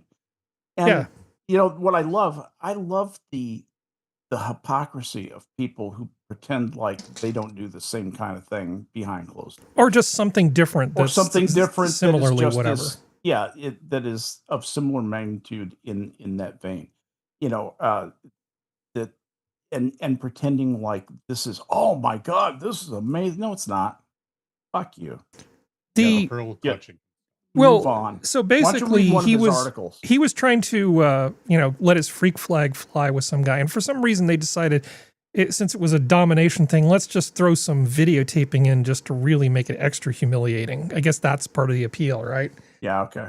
And so they did this thing, and it's obviously hurting Glenn Greenwald's career, even though he's a really good journalist. I mean, if Michael Schellenberger wasn't getting my money, I probably would send a few bucks a month to Glenn Greenwald just to support independent journalism. I send money to Michael Schellenberger instead. If AOC suddenly had like a sex tape leaked by like an ex partner, right, and that was put out there, I would say that it would be incumbent on us not to look at it. Agreed. Okay. Agreed. Same reason. It would be absolutely wrong because revenge porn is wrong. Yep. And I don't use the wrong word very often. It's wrong. And you shouldn't do it. And you shouldn't watch it. It's just wrong to do that to somebody, to violate somebody like that. Yes. And I wouldn't want it being done to AOC. And I don't think it should be done here. And I think people should just stick to focusing on the quality of the guy's work. If he wants to be a weirdo in his free time, that's his problem. It doesn't affect me in the slightest. As long as it doesn't affect his work, I really don't care. There aren't that many good journalists out there that I can be that picky, to be blunt. Yeah, I think he's a good journalist. He's an excellent writer. He's a superb writer. I almost think he's a better writer than he is a journalist. Sometimes I think he overthinks things. And other times I think he's capable of missing points right in front of him. But all that said, none of this justifies the attempted humiliation of him by people who perceive him as being on some side other than theirs, and just pressing this to embarrass him. This is fucked up. It is messed up. Is this all that progressives do? Is they just sit on videotape waiting for the optimal moment? Yeah. Like, get that Billy Bush tape out and you use it just right before the election to try to torpedo Trump. Behaviorally, this is right out of Games People Play by Eric Byrne. And this is called Now I Got You, You Son of a Bitch. Yeah. That's the name of this game. And they are playing it hard. Yeah, I made a conscious decision that I'm not going to spend a bunch of time trying to understand or care about other people's kinks. It's not a productive way to go through life because you're never going to understand what motivates other people in that kind of stuff. Yeah. And so it's just, I'm not even going to try. As long as they're not hurting kids, I don't care. It's seriously none of my business. But yeah, honestly, don't look at revenge porn, anybody's. Right, left, otherwise. Ever. It's just don't spread it. Don't tell people about it. Don't copy it. Don't whatever. Just don't. Yeah. Don't be part of the problem. That dirties you. Yes, exactly. Yeah. Let's see. So, like I said, I really didn't want to talk about that, but I felt like we kind of had to, since we talked about that other thing last week. We did a good job. Okay, so I have another follow-up. Remember we talked about the guy who was powering his house with laptop batteries? Oh, God. And we talked about how stupid that was. And then I said, well, if you wanted to do that correctly, and then I gave a list of things that you would actually do. Well, I present to you somebody who actually did exactly what I talked about. He has powered his house for 8 years using laptop batteries. And so in this picture, you can see... those are the cells, aren't they? He's actually removed the 18650 cells from the things and hook them up with all of the things that you need to do this safely, right? So outstanding. Yeah. So let's see. What kind of cable has he got? Those? Oh, he's got the right. Yeah. Looks like he's got. So he's got his charge controller. He's got the assemblies to hook them up safely. He's got the monitoring of the battery health. All of the stuff that you would do. But this is what it looks like. Proper connectors between professional connectors. Yeah. Very good. He does pretty good work. Yeah, it looks good. Needs to dress those cables on the right, but other than that, that's Yeah, so a project born from a clever mind overflowing with ingenuity. Aw. Okay. Known for various online forums, started his project in 2016 with a simple idea: reuse laptop batteries to create an energy self-consumption system. By recovering functional cells from batteries destined for the trash, he gradually built a solution capable of powering his entire home. So at the heart of the system are over 1,000 laptop batteries, meticulously disassembled and reconditioned. By the way, if you don't know what you're doing, don't even try this. Don't do this. Okay. These batteries connected to a 7,000 watt solar installation allow Glowbucks to produce and store clean energy. Imagine where these batteries were once destined to pollute. They are now a pillar of autonomous house. So, by the way, this is probably equivalent to like one Tesla Powerwall, or one unit that you would have. And instead of spending $5,000 to $10,000 for it, he put this together himself with some equipment. This is some nice engineering. One thing Minions of the Zoo probably needs to get out there is, do not disassemble a lithium battery or a NiCad battery or any other kind of battery. Do not take them apart. It's dangerous. We don't recommend that you do that. This is interesting because this person knows what they're doing. Yeah. And that's why we're having it on the show. You should not do this. Yeah. The line between bringing a vintage car back into life and ending up in the trauma center is extremely small. Word up. Yeah. So if you don't know what you're doing, make friends with somebody who does. Yep. And then get them to do it. Yeah. That's nice. I would like to do that, though, and I could do every bit of that. No, that's a pretty slick little system they put together. But yeah, this is the thing I was talking about. Exactly this. Yeah. This is awesome. I'm glad to see that somebody did it, because the answer is kind of obvious. Yeah. You remember Scott Wiener? I mean, I believe Functional remembers Scott Wiener, the guy in California who the creepy, terrible legislator guy. Let's not say anything that's going to get us get me in trouble with the government. But he's a terrible, terrible He's not politician. really a wiener. More of a loser. He's a terrible politician. So he passed a law, or put together a law that got passed, let's see, called the Safer Streets Act, SB 357. Everyone has a right to feel safe in their communities. California law that criminalizes loitering with intent to commit prostitution gives law enforcement a tool to harass and discriminate against Black and trans communities, particularly women of color. I'm noticing they didn't put women in quotes, irony quotes, but yeah, so they passed this law and effectively made it so police can't do their damn job about prostitution. So fast forward. So the police won't be able to rouse the trannies looking to make $20 for a suck job down on Hollywood Boulevard. That's what this is going to prohibit. So well, that'll make the streets safe. So let's just see how this is playing out. This load, that would be great. Come on. Oh boy. When you got your VPN Technical excellence. If it's Sri Lanka, change it. Yeah, probably. I'm actually not using a VPN. There we go. Efforts to curb prostitution in Salinas focus on food trucks and safety improvements. All right, so same town as the East of Eden thing. We'll hold a special meeting on Tuesday to receive a staff report and hear recommended actions to deter prostitution activities in trouble areas. Okay. So you got a blowy and a burger? So they actually come out and say, since Senate Bill 357 went into effect at the start of 2023, there have been a noticeable increase in sex workers between Alisal and Market Streets, along Kern, yada, yada, yada. The bill was meant to reduce discriminatory policing practices. Recently, the police department conducted a week-long operation targeting human trafficking and prostitution. The problem is the police will tell you that they can't do their damn job because of this particular bill. So their solution is to do the following. Remember, this is them not doing their job the way they used to. They're going to put in solar street lighting along the area because, of course, you want to see what you're doing when you're given the $20 suck jobs, right? Install 4 cameras at key intersections. This is bold stuff they're doing. Consider a no parking zone. Okay. So if you're in the auto body shop that's there and all the other businesses, let's just nerf all the parking in the area.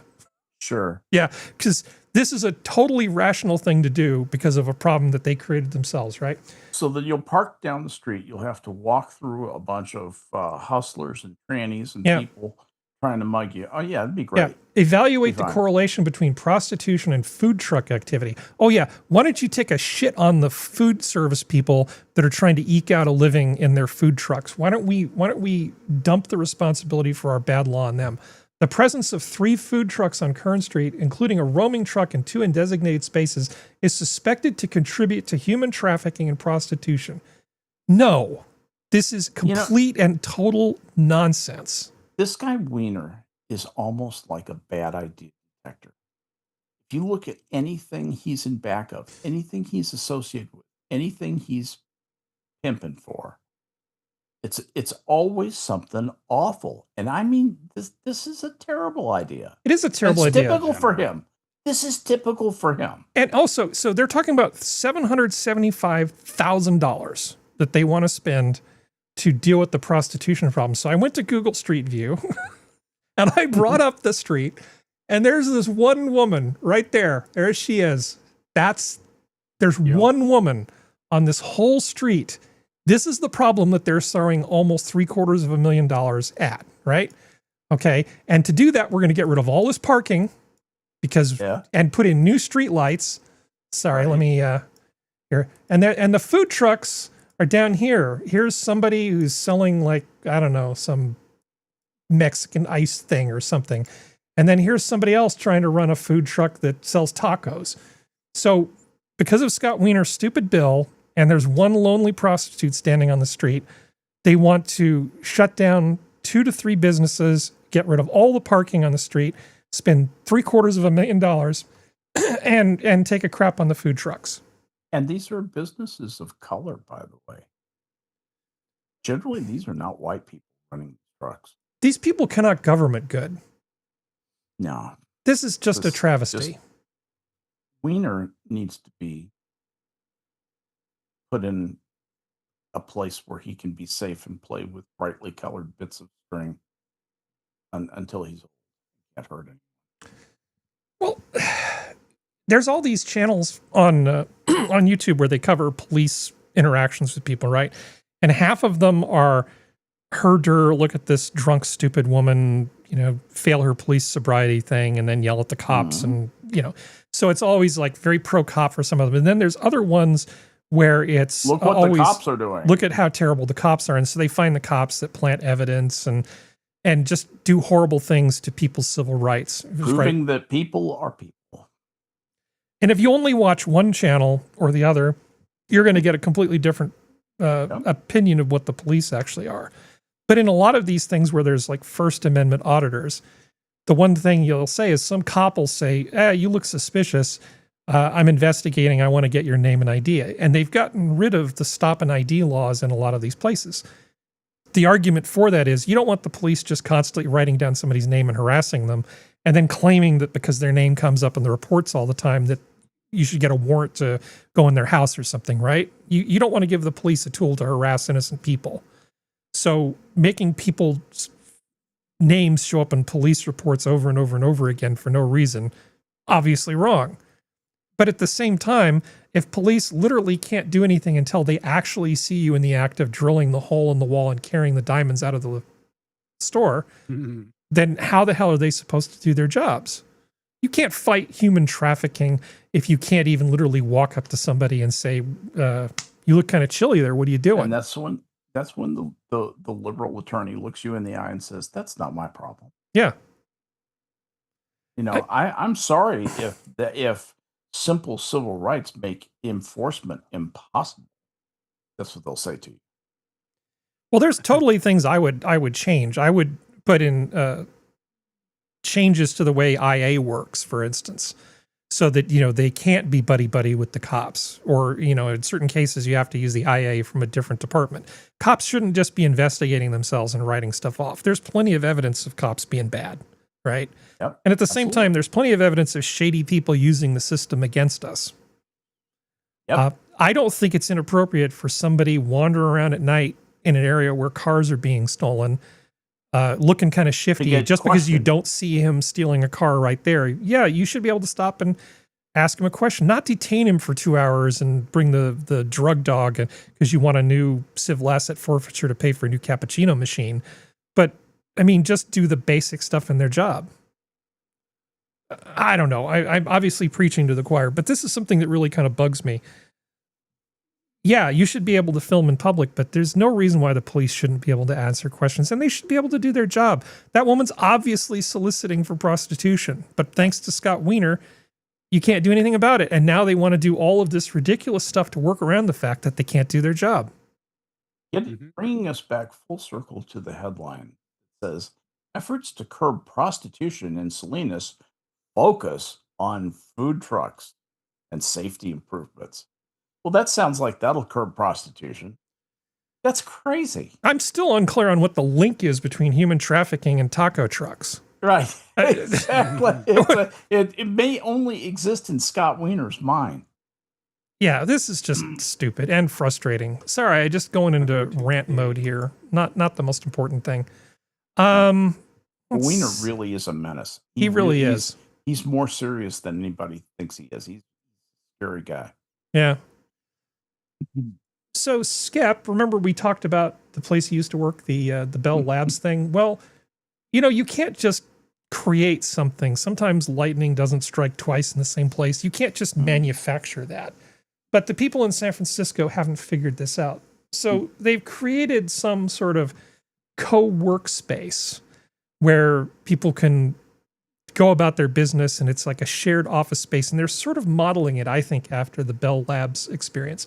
Now, the city of San Francisco decided to chip in $20 million to help set this thing up, because that's how private industry works, right? You have to have the government put money into something so people get That's really office the first spaces. step. Yeah, that's the first step. Your first round of seed capital should be relying on government welfare. Yeah, so they've created this thing in San Francisco. They've decorated with mid-century modern motifs all the way through this thing. East Germany brutalist, I see. Well, it's very much like the show Severance. Unfortunately, I don't have any pictures of it before you ask. It's got a gym. It has cryotherapy things that you can use. It's got all of the great benefits to try to incentivize you to want to work in downtown San Francisco. Right? Because people just aren't going downtown. So the city sees this as being a problem because people aren't spending money they're not going to lunch at the restaurants. They're not spending their money on anything. If they don't go to San Francisco, the city just sort of dies, right? So it says a new $20 million development endorsed by San Francisco Mayor Daniel Lurie is trying to gaslight us into believing otherwise.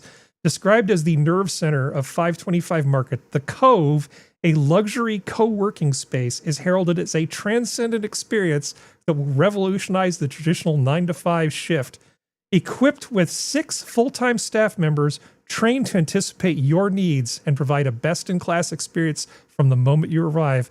It offers anything from cryotherapy to curated happy hours, promising to inspire the employees who inhabit it and set a new standard for how people spend their days at the office. Its marketing materials read, it's not just a collection of spaces, it's the operational and emotional core of the building.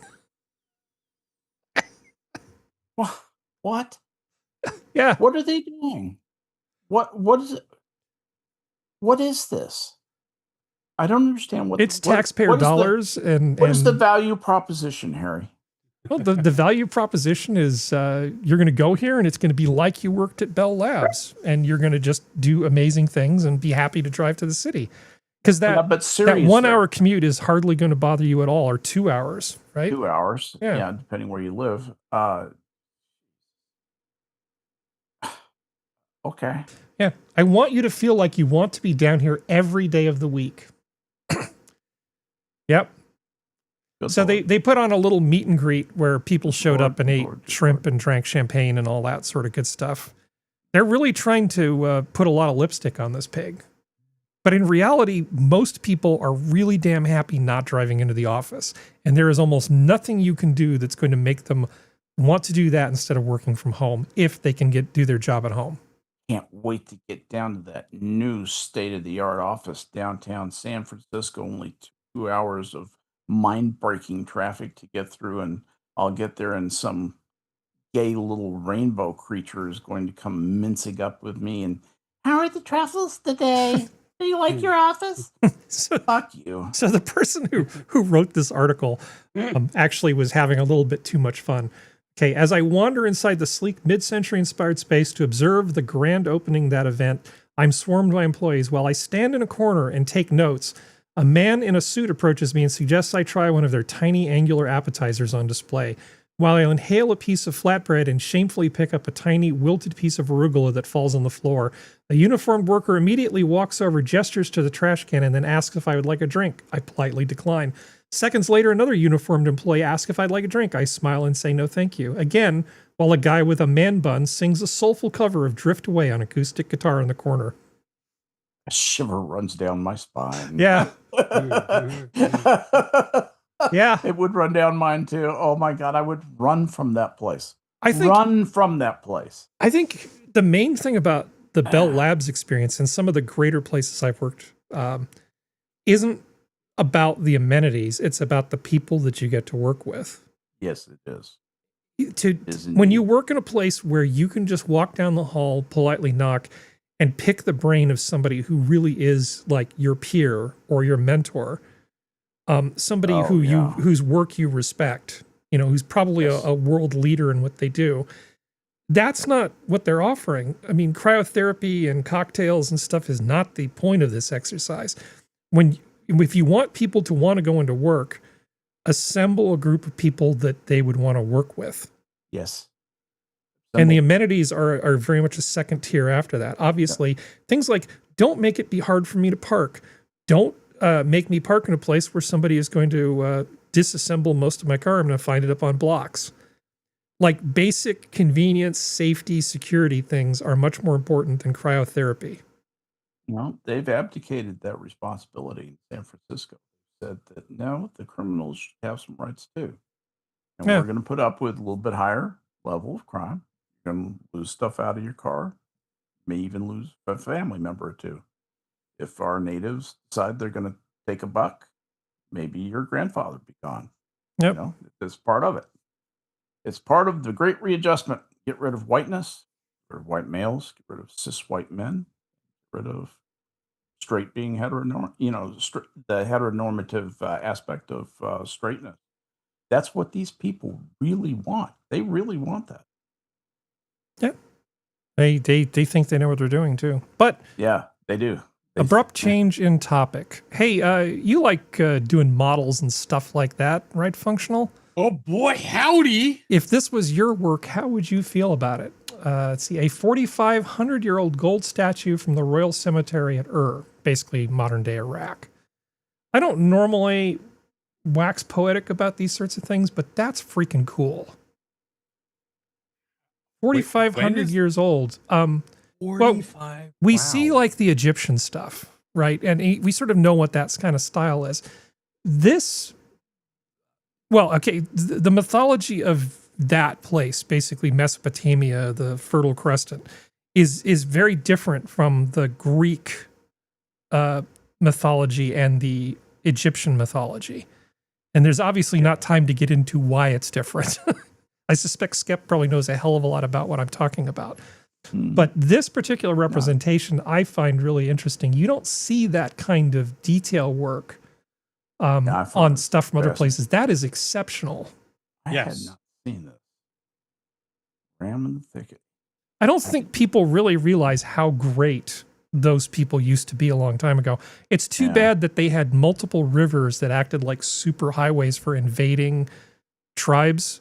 Because every few hundred years, essentially, they would just hit the reset button. Change in management. Yeah, under new management, and it's just a smoking. That's absolutely true. That's exactly how it was, too. Yeah. But the Egyptians had, the desert to their back.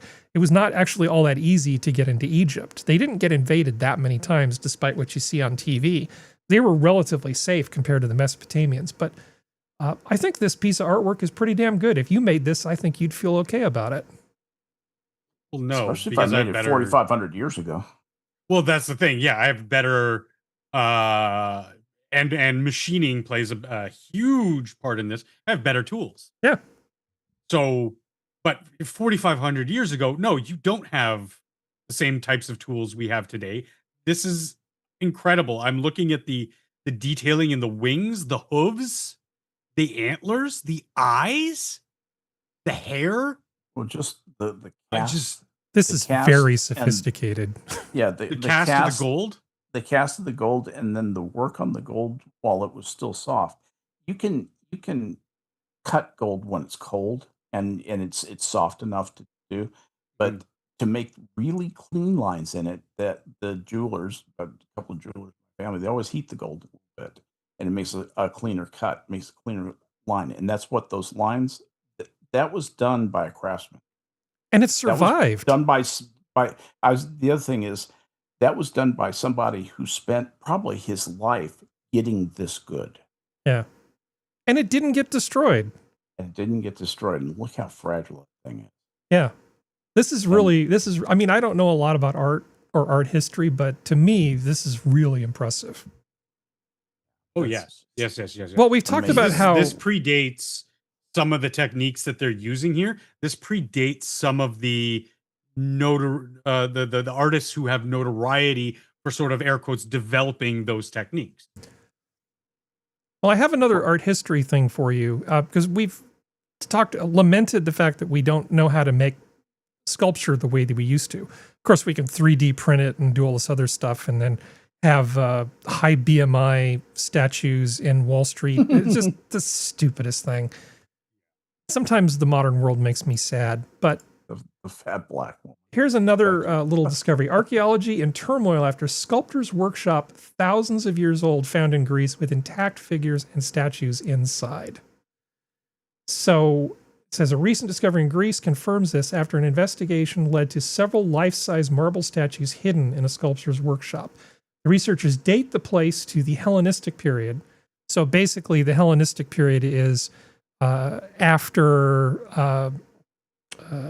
Alexander, right? So I think I'm getting this right. Am I not screwing this up, Skep? So when you're talking about the Hellenes and the Hellenistic, that's post Alexander, right? Yes, that's after Alexander the Great. Okay. But this is still hella old sort of stuff. And finding these types of statues, a bunch of these intact, plus all the tools, is pretty great. So beyond the marble statues, which were most striking, were also eating and drinking vessels from the classical period, 4th and 5th century BC. So these believe that several people also lived in the place. Yeah. Piss pots?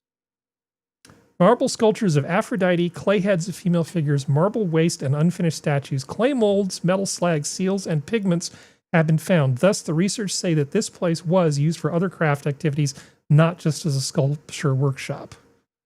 What an interesting find. This is an amazing find. Do you think that we'd already have all this stuff found and cataloged?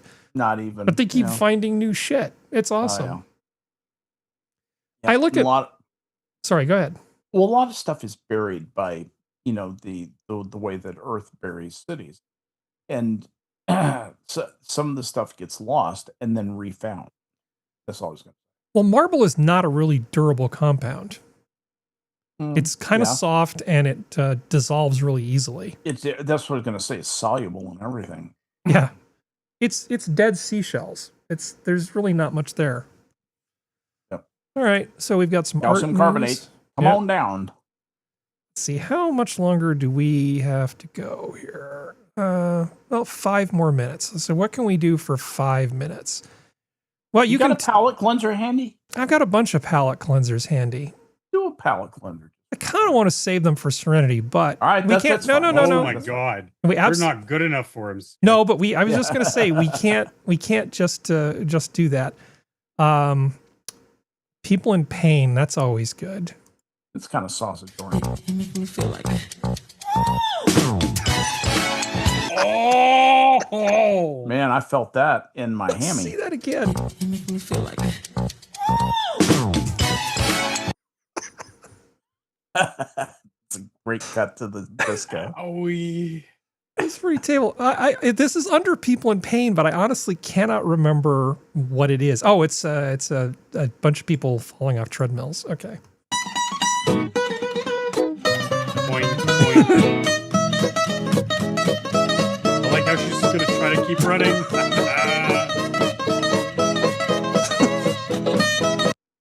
I enjoy watching people screw up. Okay. But how about some dog stuff? This is really great. I like this one. Aww. It's a puppy in front of the air vent in a car. They turned the vent off.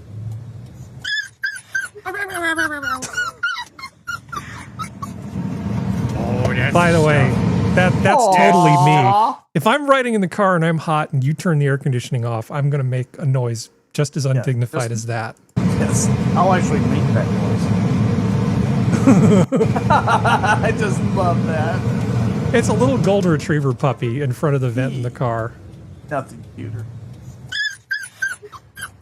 Yeah. Okay. And then there's this one, which is fun. Getting close to the pub. You're not going to the pub, okay? Moose, we're not going to the pub. We're not, Moose, we're not going to the, no. Moose! Moose, we're not, Moose! Moose, we're not going to the pub today. Come on, mate. This way. Come on. You've had enough. I think when your dog knows how to get to the pub on autopilot, you might want to reassess a few things. Yeah, let's just take stock. Honestly, it means it means your life is awesome. It means that you and your dog go to the pub. The people in the pub love your dog. And they're sad that you're not coming in, not just because you're not ordering a pint, but because they actually want you and your dog to come in and hang out. Intelligent dogs are funny. Pubs are great. We had a Labrador Retriever, Blue. Blue was the hit of the Auburn faculty scene when my dad was at the School of Engineering there.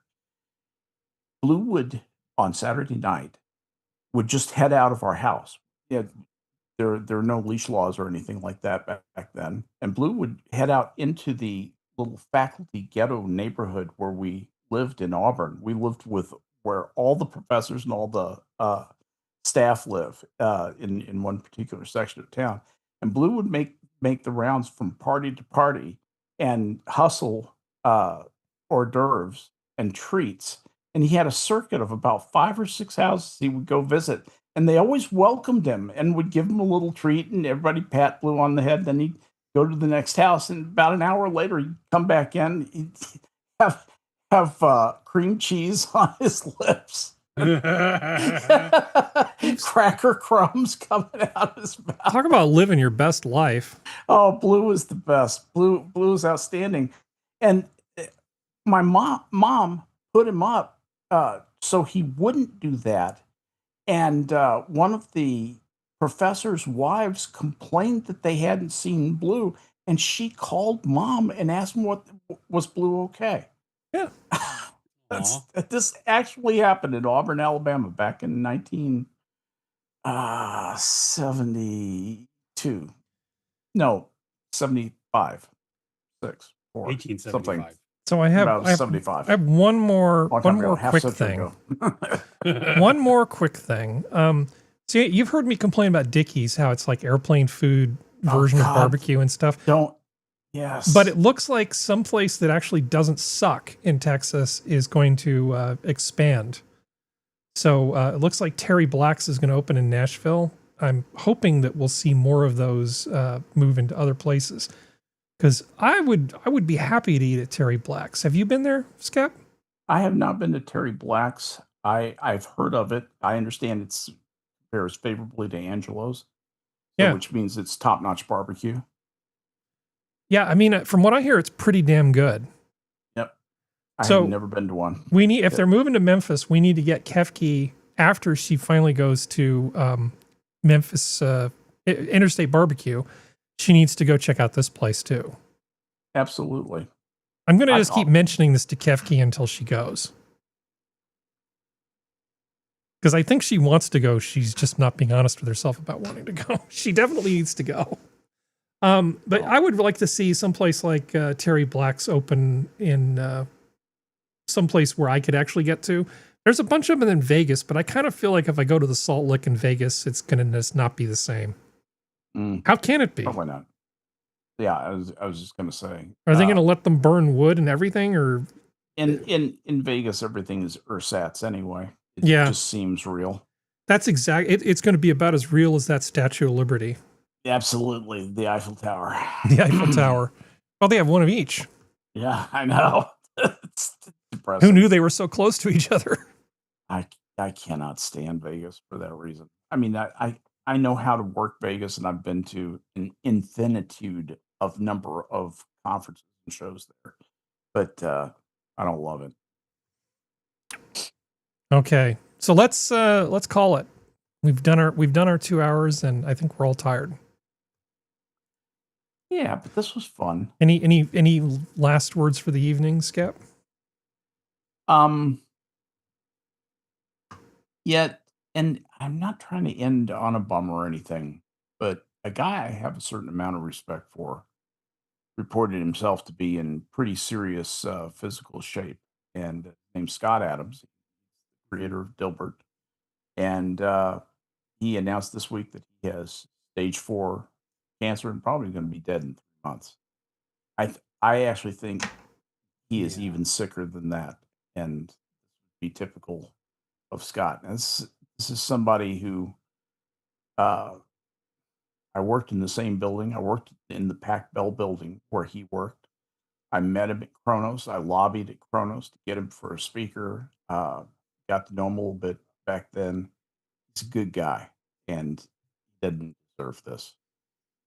It really sucks. Anyway, so he does seem like he's just a good, genuine, what you see is what you get kind of guy. Yep. And it's really upsetting that I hope he something revealed can that. turn around for him. Yeah. I hope, it's never good to hear anything like that. Well, yesterday his dog died, and he was in terrible pain. I know. And so he was Really? like talking about how he had like a miserable time, and it's like that's the suck. You're sitting here trying to die with some dignity and not too much pain and suffering, and then your dog dies. It's like, man, no way to kick a guy when he's down. That's just rough. Yeah, it's a bad thing. Well, I haven't brought it up for a reason. I mean, it's not like I didn't know about it, but I know. I just wanted to say something. It's never good when that sort of thing happens to somebody, and it's even worse when it happens to somebody that you kind of like. I have a lot of respect. Yeah, I think he doesn't have a degree in economics, no matter what he says. But other than that one small thing, I think he's a decent dude, and he's clearly in that. We've done all the things we can do, and now we're just nuking you till you glow to keep the pain from the bone cancer down. That's clearly where he is right now. Very clear. He might see him sit down this morning when he sat back down. Yeah, he might be around for longer than we expect, but honestly, I'm not really sure there's a lot. A big thing for this is you have to have the motivation to want to sort of stick around. I think there's a reason why people tend to pass away right after the holidays. Yep. Or after some big Nothing key to event. hang on to. Nothing to hang on for. And I just, other than the fact that he's getting this huge outpouring of love and affection from people, I mean, if any of us were sick, there wouldn't be any prayer groups praying for us. He's got that going for him. I think actually, in some quarters there would be celebrations. In my case, yeah, he's a good dude, and it is too bad that he's going through that now. Yep. Yeah, because just remember how courageous he was. That's what he had to give. Yeah. I tell you though, Skep, when it's my time, I'm gonna be happy knowing that both my enemies and my friends are gonna be celebrating. Well, and Christopher Hitchens was, speaking of good writers, was diagnosed with terminal esophageal cancer. He basically wrote a book about his feelings about dying, which is a really good book. And if it's something that you feel like you need to read, anybody listening, I would recommend you read it. It's like if you're struggling with that issue, fine. If you're happily going on about your life, by all means, forget what I just said and don't read it because it's pretty depressing. But he is a hypnotically good writer. Yeah, he's a good guy. One of the very best expository writers. Well, I haven't gone out of my way to meet people very many times, but I did go out of my way to meet him. So, but yeah. Thank you for letting me know, because I've been so busy. I barely touch social media. I don't really keep up with. I've just been so busy. So thank you for updating me on the situation. I didn't know about the dog, and that, he came back and said. Well, I was watching him before, and I'm still watching him. So, I mean, it's not. I just don't have the time these days. Like right now, I'm just too busy getting house in order, getting business going. Like, business is really good, so I can't complain. It's a good kind of busy, but it does keep me out of the loop on certain things I would like to be kept up to date on. And, with social media, you have to actively go on it to, not when you're sitting with your friends and be like, oh, hey, so what about this? Oh, wow, I didn't know that happened. Just like this show. Yep. Well, you didn't do a good enough job, Kaiser Permanente Medical Group.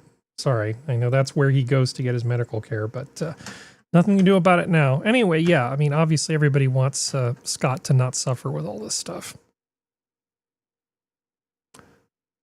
Well, now I'm sad. Okay, let me puppies. Let me make other people uncomfortable so that I can feel better. Hold on. Bring out some puppies. No, I only have one more cringe thing. I don't have any more puppies. Dude, it's the internet.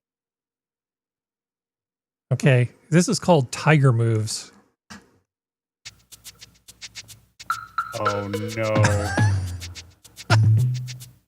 Oh no. Savage beauty. Look at that powerful body. Strength, grace, magnificent form.